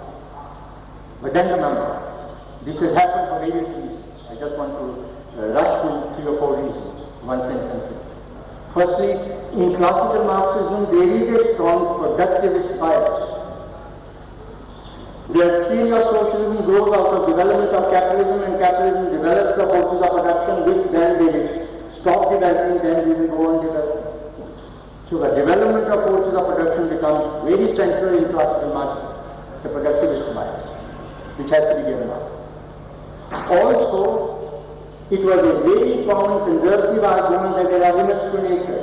Everyone can't be happy. You can't give food to everyone. Some people have to die. Remember, people are still arguing. Remember the doctor who has said that don't save children in the third world. You want to save mankind, let them die if they want to. This is a report in the newspaper. Against this, there are limits to nature, and you can't give good living to every human. Marxism has to say no, nature is limitless. You have to answer that kind of conservative argument, so you again insist on nature being limitless. Then socialism first came in backward countries with whom the prime concern is to develop economically. In fact, what has happened is more you think of socialism, you think of economic development of a backward country. Remember, socialism in our time will be more popular in backward countries than in advanced capitalist countries, because we all thought Russia backward can grow and develop, then India backward can also grow and develop, and so on. Socialism is not about economic development. But as it came, the slogan was catch up with the West. In catching up with the West, they became like the West. Therefore, when I say answer lies in socialism, I say socialism gives the possibility of saving the environment. It doesn't guarantee. Possibility means you can plan your resources. And let me conclude by just making a passing reference to the implications of all this. And I haven't gone into implications either for Soviet Union or for Western Europe or even for the Third World. I do want to make a point in a minute or two about implications of what has happened for us in this country. Now, so firstly, there's a lot of noise now. I don't know if the noise will reach Patna, but in Delhi. So all the time trying for the Third World join up together, at least recently, against the new superpower kind of thing. We must have more of non-alignment and so on. Third World, South must get together. Now this kind of slogan has to be taken a little more critically, because there is a sense in using the word third world, but it can be very deceptive also. There was a meaning in this concept when at the end of the Second World War, country after country becomes free from imperial domination. So we shared that past. We had it together. Today we share being on the periphery of global capitalism that we share. But in these 40 years, something else has happened. In all these societies, local ruling classes have developed, which have their own. In India, during this period, as I already mentioned, you have these two nations. For the ruling classes in India, what has happened in this crisis of socialism is both a tremendous gain and a tremendous loss. The gain is that socialism is a dirty word. So therefore, nobody will talk of socialism anymore. And some of its implications are there. But they are even going to suffer an ideological loss. They may not care for it, but they will suffer that ideological loss. The loss is they will not be able to pretend much longer as being anti-imperialists. Now I'm making this point because what has cost me over the years is the Indian communist theory that domestic policy is very reactionary, foreign policy is very progressive, and anti-imperialist. And this is a funny kind of Marxism I could never understand. These two things are logically flowing out of each other, that can't be that. But they could pretend to be anti-imperialists because they are with Soviet Union. Now with Soviet Union gone, they cannot pretend to be anti-imperialists. I mean, what those who are fighting imperialism will do, I don't know. Pardon my getting a little anecdotal. Once in a very mischievous mood, there's a friend who I think known to you also. Now we made some of the ceremony, इतराज नहीं हो हमारे पास अजीज दोस्त हैं वो बहुत active थे piece council में भी और रिएक्टिवेशन सॉलिडारिटी में भी प्रोफेसर रशीद उद्दीन खान तो हमने एक बार उनसे कहा कि हमने भी फैसला कर लिया है कि आज से हम भी इंपीरियलिज्म के बाद लड़ेंगे, खून लड़ रहे हैं। दो बातें नहीं करते, बाकी दो बहुत जान लड़ाई। एक तो ये मत कहना कि मल्टीनेशनल के ऊपर किताब लिख दो, पेंसिल लिख दो, बहुत अच्छा है। दूसरा ये मत कहना कि मॉस्को चलेगा, सोफिया चलेगा, हवाना चलेगा, ये नहीं चाहेंगे। और क्या है, believe me, there is nothing else to be done. Please understand, the multinational, the union carbide comes into Bhopal not from the sky, it comes by the grace of the rulers in Delhi. And you can't fight union carbide, you are fighting the rulers in Delhi. Fight against imperialism is part of a fight against the ruling classes in our own country. It's not a continuation of the old imperialist fight before 47 or 47. Different arguments on that, it's a new fight, important fight, but part of this other fight. But this ruling class, earlier on given the superpower, could maneuver between the two and pursue its own interests, even pretend to be anti-imperialist. Now its maneuverability is disappeared. It may very well be happy becoming a junior partner with global capitalism to retain its agricultural status. That is the scenario as per LIC for the ruling class. For the people, disappearance of Soviet Union is a loss again. It's a loss, one reason I've already mentioned. We did think that there is a possibility of a different kind of society against capitalism. It is also a fact, Russians lost interest in world revolution long time ago. But as a superpower, for consideration of national interests, and for certain inherited ideological reasons, whenever a revolution occurred, they did give it some protection. Whether it's Vietnam, whether it's Cuba, or whether it's China and other regions. The reasons are not they try to see no revolution that occurred. But when in spite of some revolution that occurred, they came to their defense. So when the next revolution, I don't think at 70 I can say I see another revolution or something, who I'm sure will see. There is no Russia to become protection. But the solid gain in my opinion is that the Russians have been all these years very actively misleading the world revolutionary movement in India. Therefore, the revolutionaries the world over, including India, may be compelled to look at their own reality, with their own eyes, use Marxism creatively. Because for the Indian people, so far as I am concerned, the choice is either territorialization or a society in transition to socialism. Other choices are just not there. And therefore, one could look at it more positively than that is there. People might stay into it. But when you think of intervening, please remember, not only have the problems of politics, there are, in history there are all kinds of factors. Let me just refer to me one last factor we mentioned. But already you are seeing some indications of that. There is no guarantee of how capitalism behaves.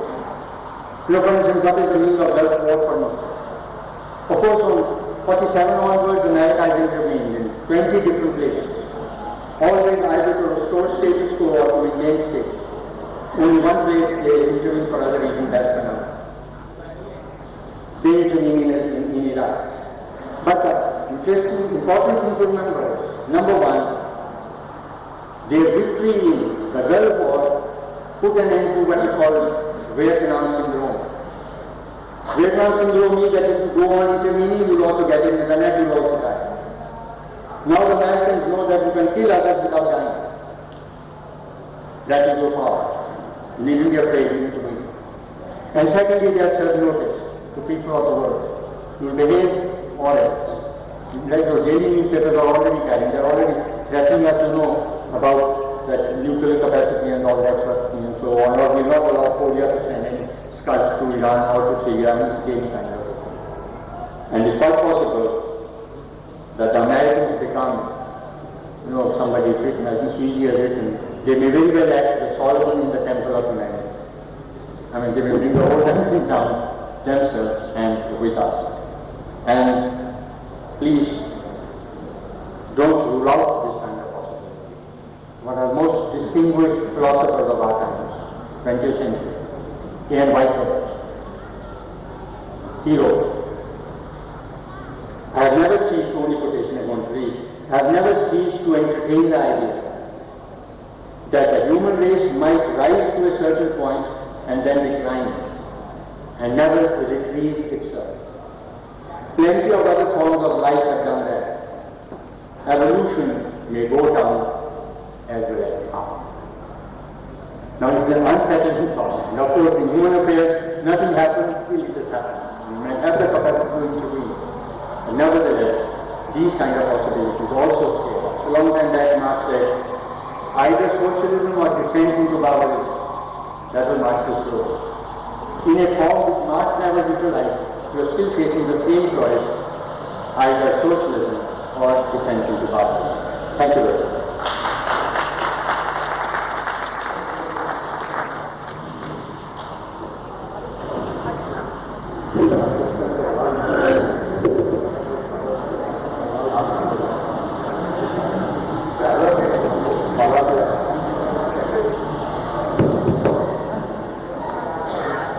We have another 10 minutes for questions and answers.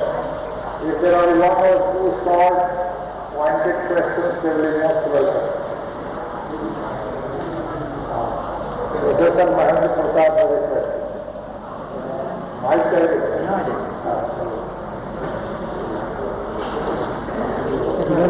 Camera छोड़ दो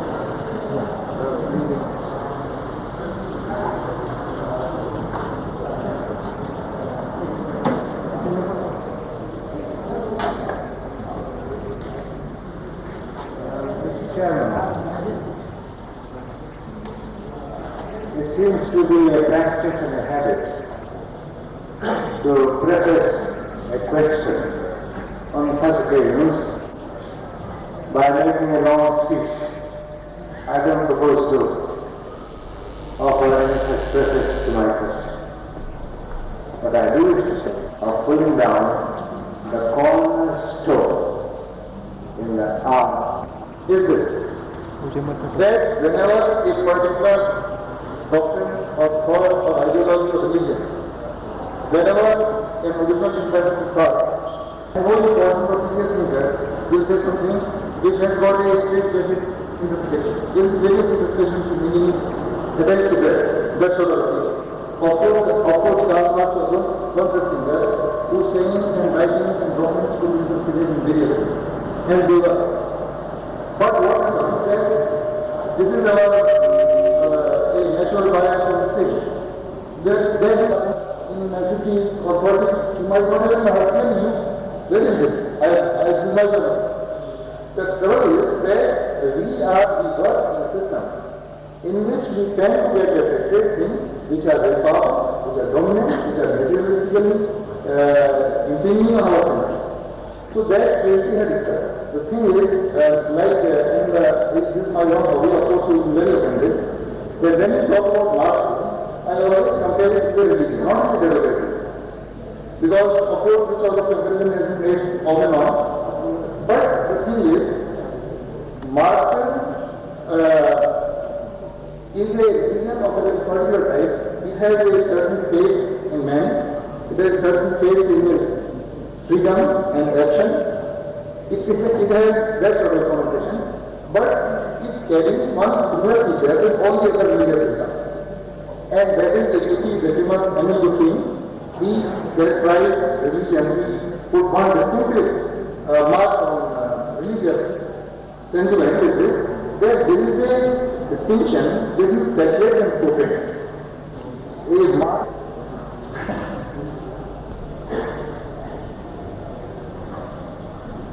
So the variety of questions and summary will not as clear to me now as they were when I was listening. If I will begin from the end, still to me, that's how I look at Marxism. In man's struggle to know the world and to change, there is in this there is a very, very long history. It doesn't begin with Marx, which doesn't end with Marx. In this long history to know the ideology which could really come was a religious ideology. I believe in our times after the development of science, perhaps not play that role, but I don't want to enter into that discussion. So therefore, Marxism is another ideology over the difference. And it's a landmark in making its contribution, and those who come afterwards will make their contribution. If you say there are many interpretations, I say I have no objection to it as I said. Maybe in due course, after capitalism is gone, some of those propositions might disappear. And that depends on how it will come. So therefore, Marxism constitutes a major, I think Socialism is very well said, open the continent of social mindset, but only open it. Capitalism has still to be done. So therefore, I look at it. If I am teaching political thought, of course, I talk about all the interpretations because the students will know the interpretations. But I am not looking so much at it as a thought, but as a contribution to social science. That will be my main interest. As a contribution, as a way of knowing society, which as I argue is the best point of entry as compared to other modes of thinking.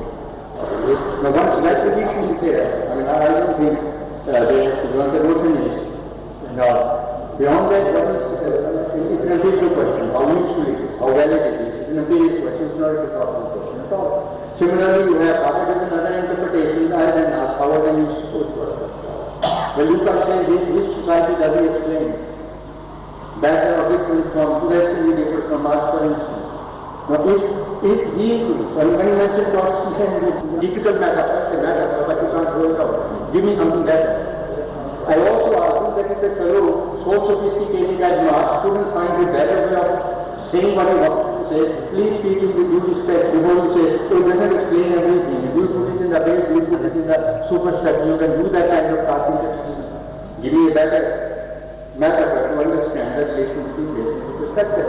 The notion of base has to talk endlessly of that. In fact, if I were lecturing you on Indian politics, probably I'll make that kind of point. So therefore, which interpretation are opting for as a contribution to social science is an empirical question. But variety there, you can't say all interpretations are equally valid. That is totally unacceptable. Merely because there are various interpretations. Some are not Marxist at all. Some are not Marxist but claim to be Marxist. That's why I made that observation on post-Marxism. And I said, I hope, don't mind repeating it, they don't want to be known as ex-Marxists. That's तो basic वाला लफ्ज़ है ना कि छोड़ दिया भाग गया पोस्ट का मतलब है आगे बढ़ना नहीं बस उसका पीछे है आगे नहीं the more comforting kind of say how I say no because they have done so many other basic things many other things now so as stages is concerned you see there is an order in Marx how state is also in introduction to critique of political economy but as a passing reference and is primarily born of the understanding of European society where you have these various slavery and all that but he is not dealing with the universal theory at all, and it can't be. So, now, there was another question about other alternatives. Of course, my whole argument was, I mean, let's go to the question of details, because that will take us very far away, and the question of net, or whether this should have been done or should not have been done. My basic position is that when you build socialism, with all these adverse circumstances, which includes men who lead this building up, then it is bound to be destroyed. You can't build perfect socialism with all those negative conditions around you. That is what being a materialist is. Objective conditions have their own logic. Very useful. I find very difficult. नजर नहीं आया तो कैसे बोल रहा मैं political leader नहीं हूँ जो कुछ भी दिखाने आ गए हैं I understand your intensity but you know they वो तो मुझको कहना कहते जाएंगे मैं तो मुझे लग रहा है इसमें नहीं आ रही है because objective conditions can not be jumped but distortions can be much less if your practical political intervention is more some. That is where a difference will be whether it's a Stalin or a Lenin. Whether it's a man who is stronger in theory and a man who doesn't bother much about theory, for instance. If Stalin came with the laws of socialism, and Lenin is absolutely clear there are no laws of socialism. You know, laws of socialism came up in 1952. Problems of socialism in USSR, the thing which Stalin did. Till then there was no laws. And Lenin is categorical that there are no laws of socialism because politics decides. So therefore, if the leadership is better equipped in terms of politics, in terms of prayer, very easy thing to say, very difficult to practice because you do this for the first time. But the whole point is you have the possibility of, I give you a very classical example.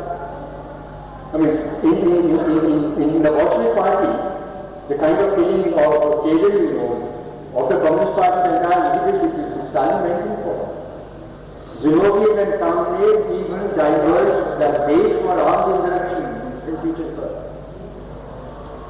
Randhir said to them, if you want to shoot them. He said, advance the insurrection by 2 decades. That's the only way you can say it. So therefore, there is a style of thing. Mao been going for that kind of thing. Mao is another question.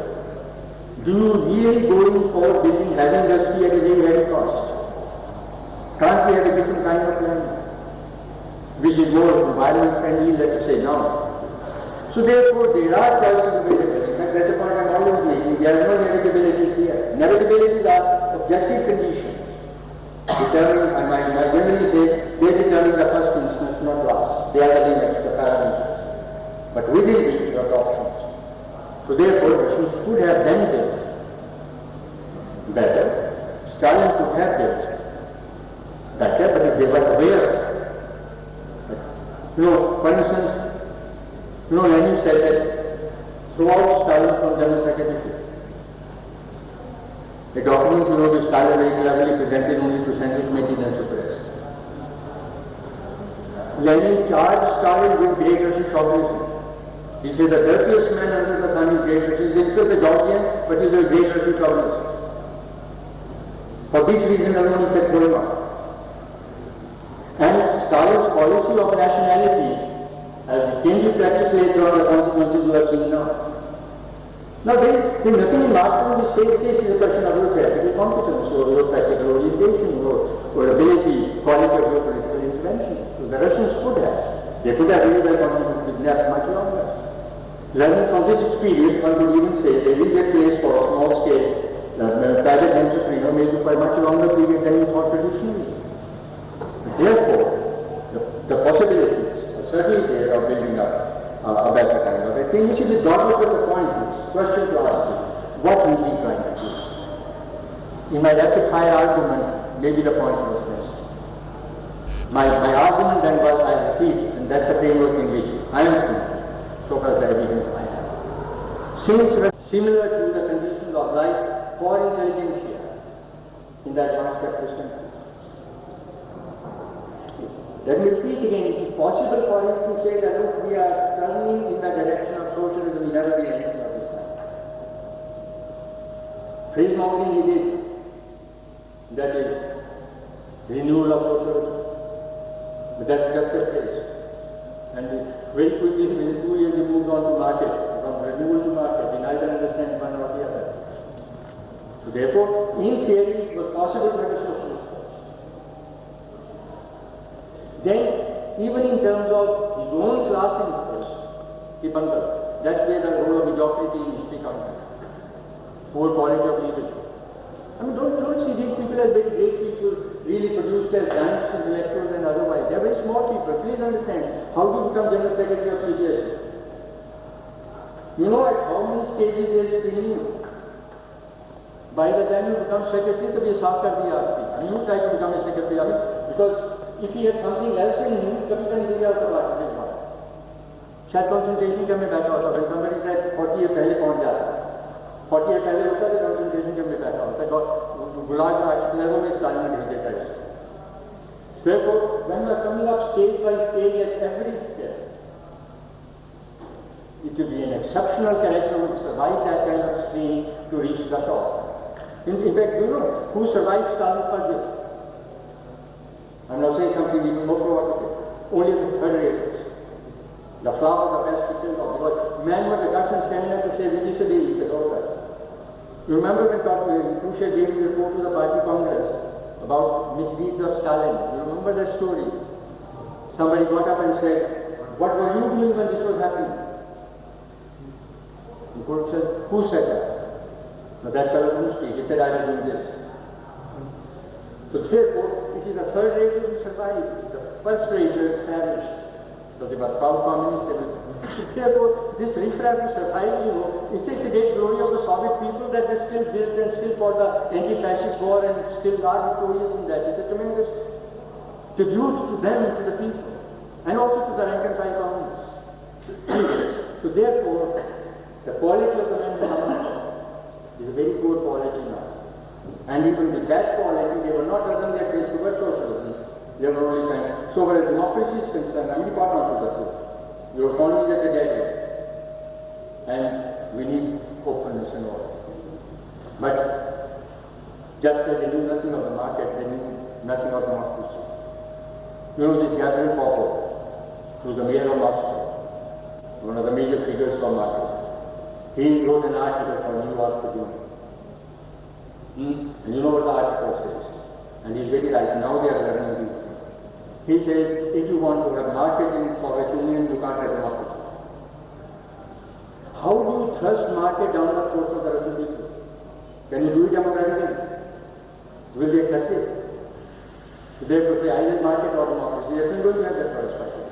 I mean, the market doesn't take over. So therefore, market is generally inimical to democracy. Please understand. I mean, if they don't any of the history of democracy in the West. Now, so to your question, I very large of minister. In fact, as I said, I carry certificate of patriotism myself. I've seen Gale twice, and I've read every single word which Randhir wrote long before collective works came out. That tremendous regard for him. But see, the question, this is where parliamentary time also pretty old, so therefore old men can talk and old men see old people. See, so many of us hang out about our freedom struggle and we got to give it up. Because nationalism is, I'm not speaking again briefly, but I hope I get it. Nationalism is not in itself. Firstly, the question said we took the British Empire. That we did. But don't say we just put them out of existence. In fact, they are imperialism is back to the time. I never said that. No, therefore, what's the point of saying that we threw them out? They are back, and they are throwing us out. In fact, we are entering into neo-colonialism. Now, let me finish the point I made. See, nationalism is not in itself progressive or reactionary. It depends on its leadership, its program, and the historical conditions. We have no fascist nationalism, government. We have no racist nationalism, statist nationalism, Mussolini, imperialist nationalism in Japan. So therefore, nationalism by itself, before 47, nationalism in India was progressive. Because, and under that other leadership, it could even be revolutionary. Supposing in our nationalism we had a program of land reform,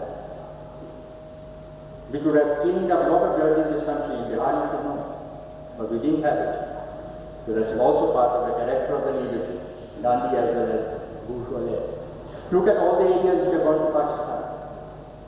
Sindh, Western Punjab, East Bengal. They are all landlord dominated areas.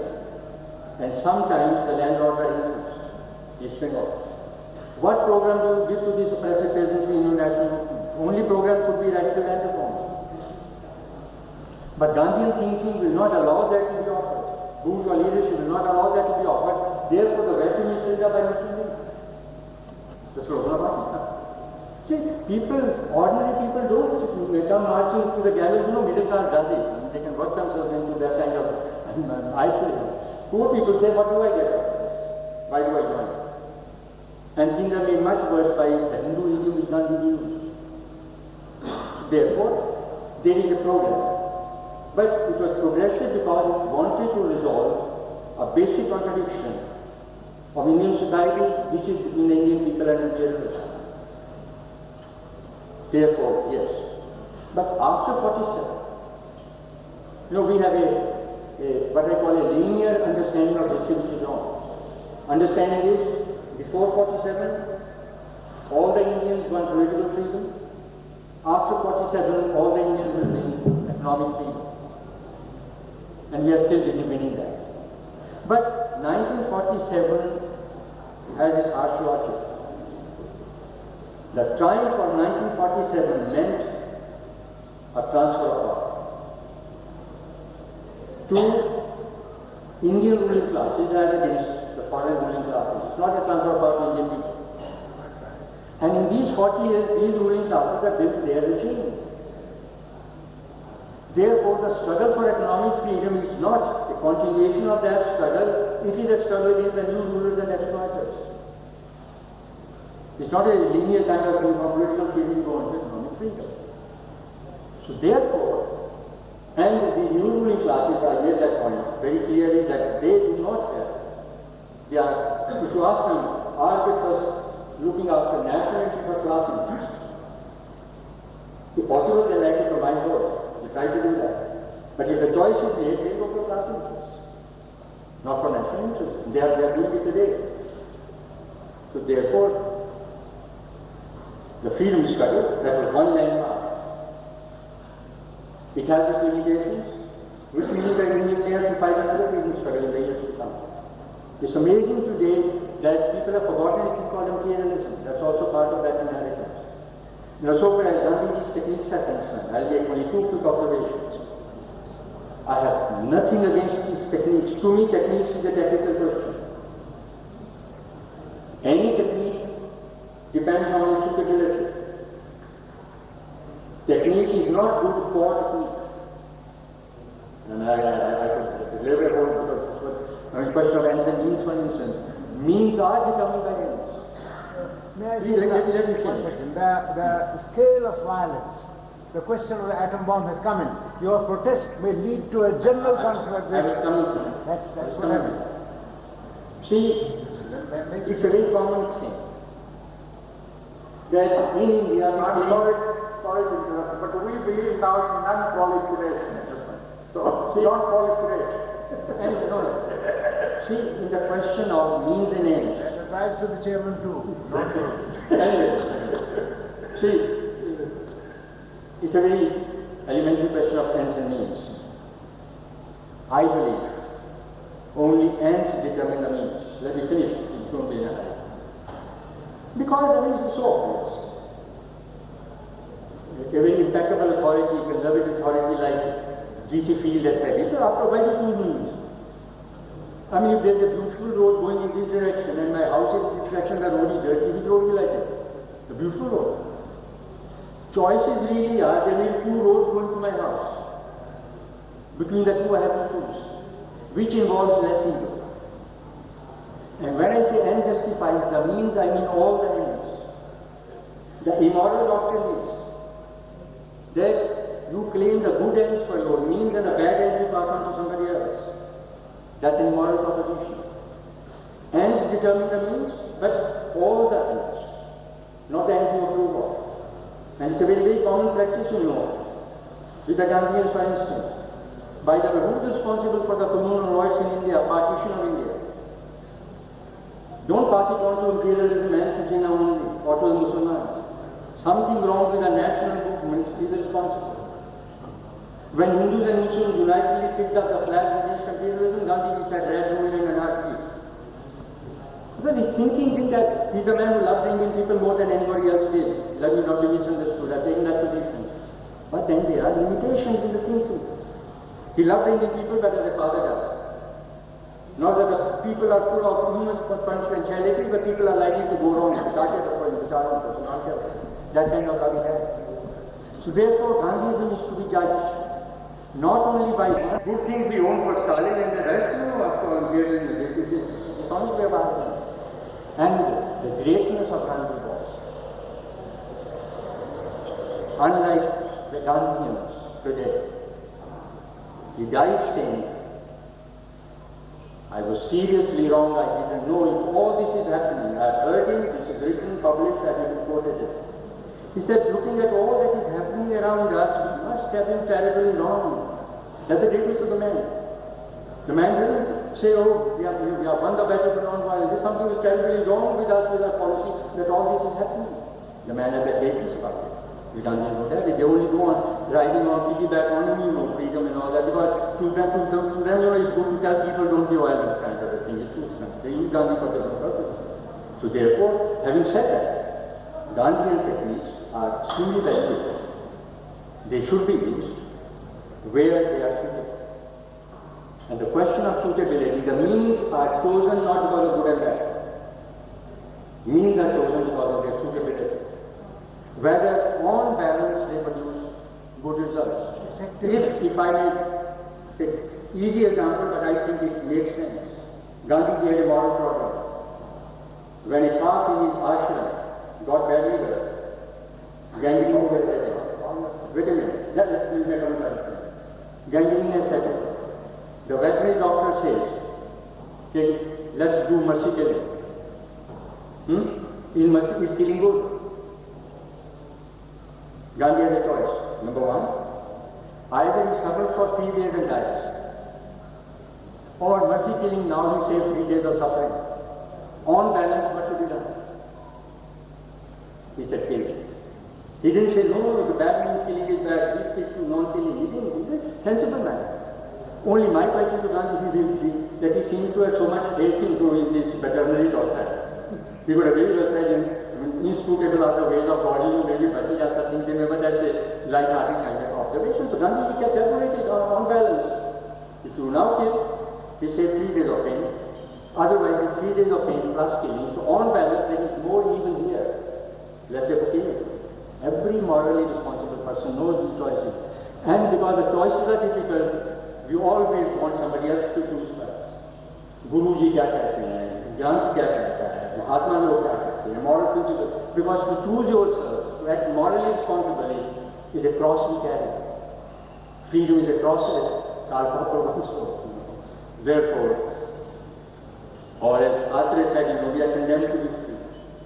A lot of there are books like that, book to remember. It's called The Fear of Freedom. People are afraid to choose. That's why morality always looks for principle answers. So therefore, questions of means, as they say. I believe Indian revolutionaries must produce their version of Gandhi's instructive program to move ahead. Their version. They must do it. Even extraordinary, great organizers and so many other things. But not in terms of absolutes. That he gave an answer to non-violence kind of a thing, and that has to do. And he himself saw the consequences which he recognized very honestly. Thank you.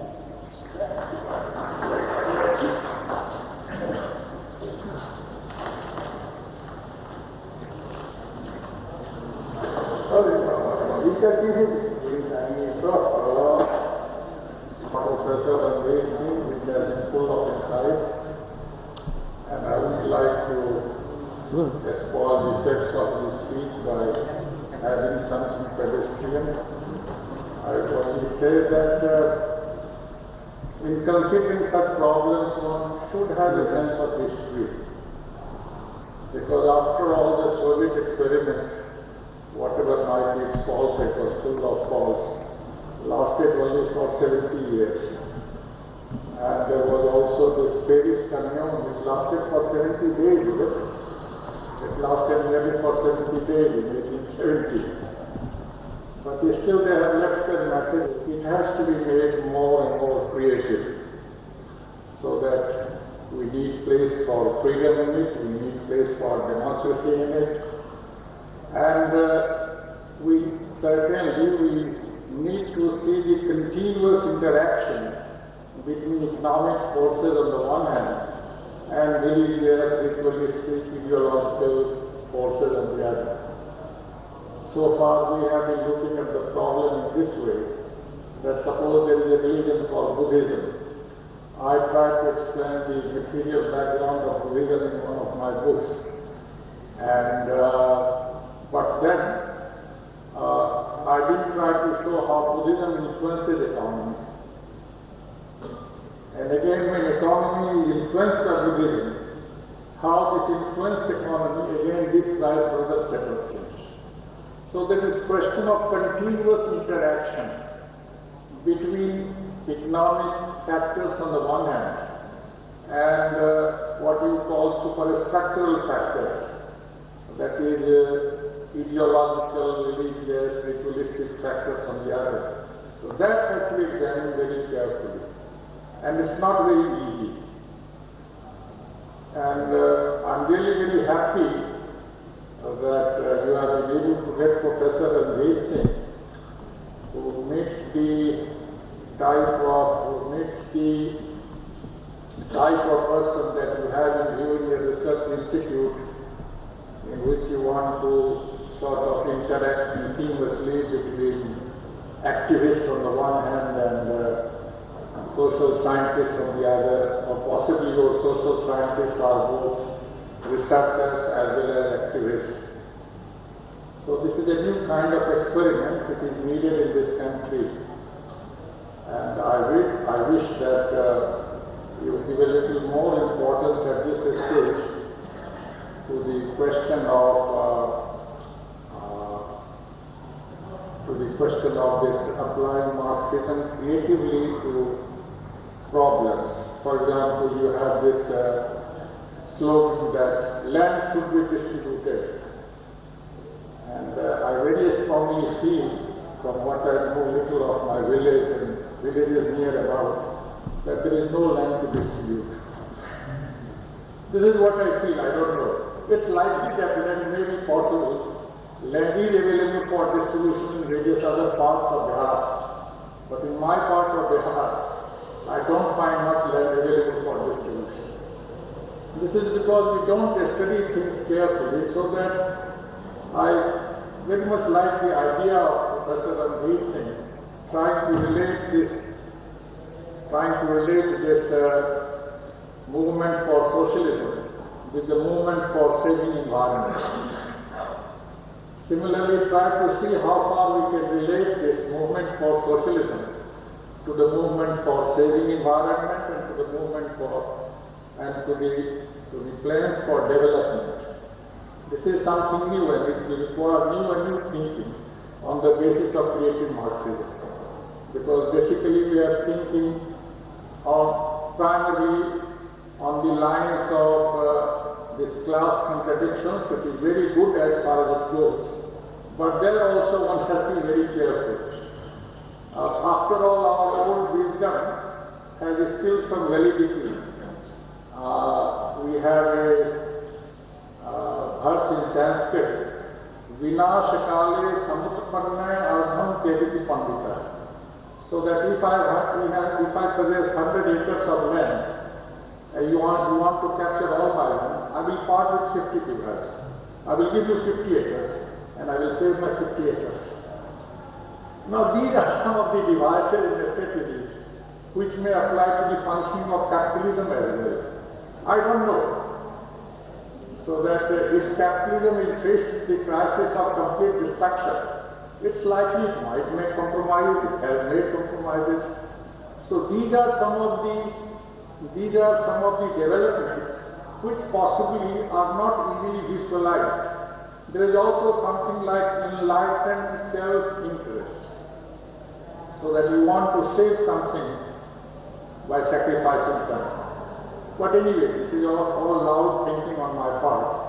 I would wish to plead with you that if you want to use Marxism in interpreting, in understanding society, in understanding various types of problems, it has to be more and more creative, and it has whatever might be, there are certain basic propositions, but even those propositions should not be made very dogmatic, and surely I wouldn't suggest creativity to the extent that Marxism becomes non-Marxism.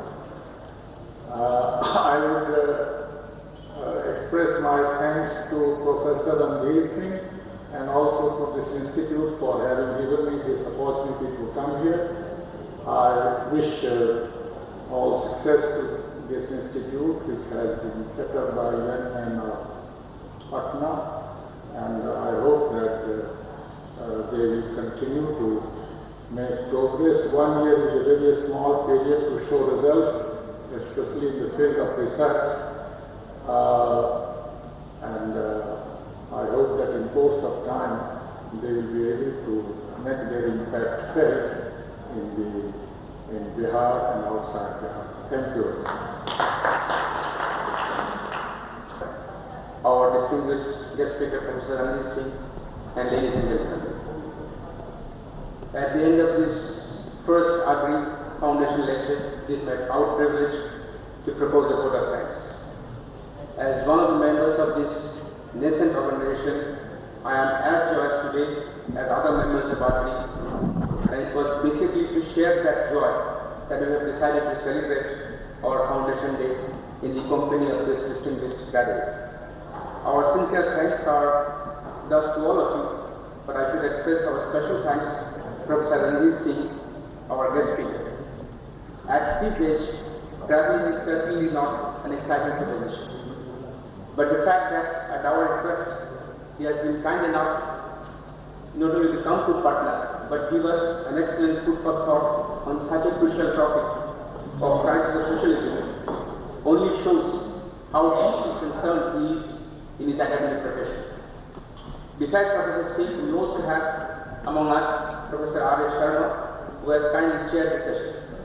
For a long time, Professor Sharma has been one of the most respected academicians of our city, and his presence.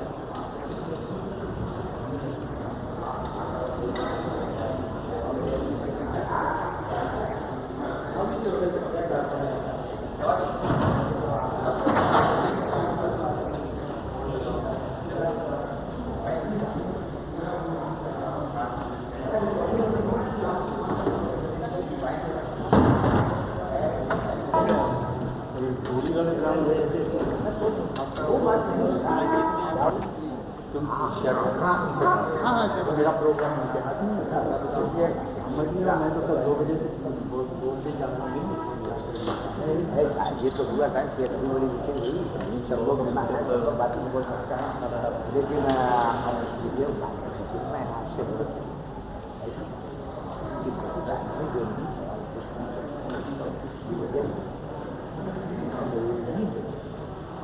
बात कह सकता possible लोगों के लिए नहीं होता है to take you do जो बात करें इसी बात को हिंदी में सुनिए ना तो यहाँ बात ऐसी कि थोड़ा सा एजुकेशन जो है उसमें बाधा हिंदी में बोल रहे हैं ये हिंदी में हम बोलवा रहे हैं हिंदी में सवाल कोई पूछ रहा है अगर जो गलत अंग्रेजी में सुनिए ना हम आपसे गलत अंग्रेजी में कोई बात कुछ बोल रहे तो बड़ी महिमा होती है और हिंदी में कितनी भी अच्छी बात कोई कहे तो उसका वैल्यू है देखिए जैसे हमारे साथ लोग ये जो है जो मैंने हिंदी में हिंदुस्तानी में बोलते हैं तो बोली सर हम आपको नहीं कहते हमें बात कि ऐसी मेंटेलिटी है कि लोग ये समझते हैं जब हिंदी में मैं देखो तो वो यही समझेंगे कि देखिए हिंदी में सवाल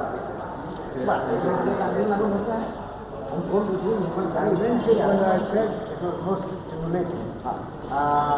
और वो मैं दिल्ली रहता हूँ, दादी एक जगह वहाँ रहता हूँ।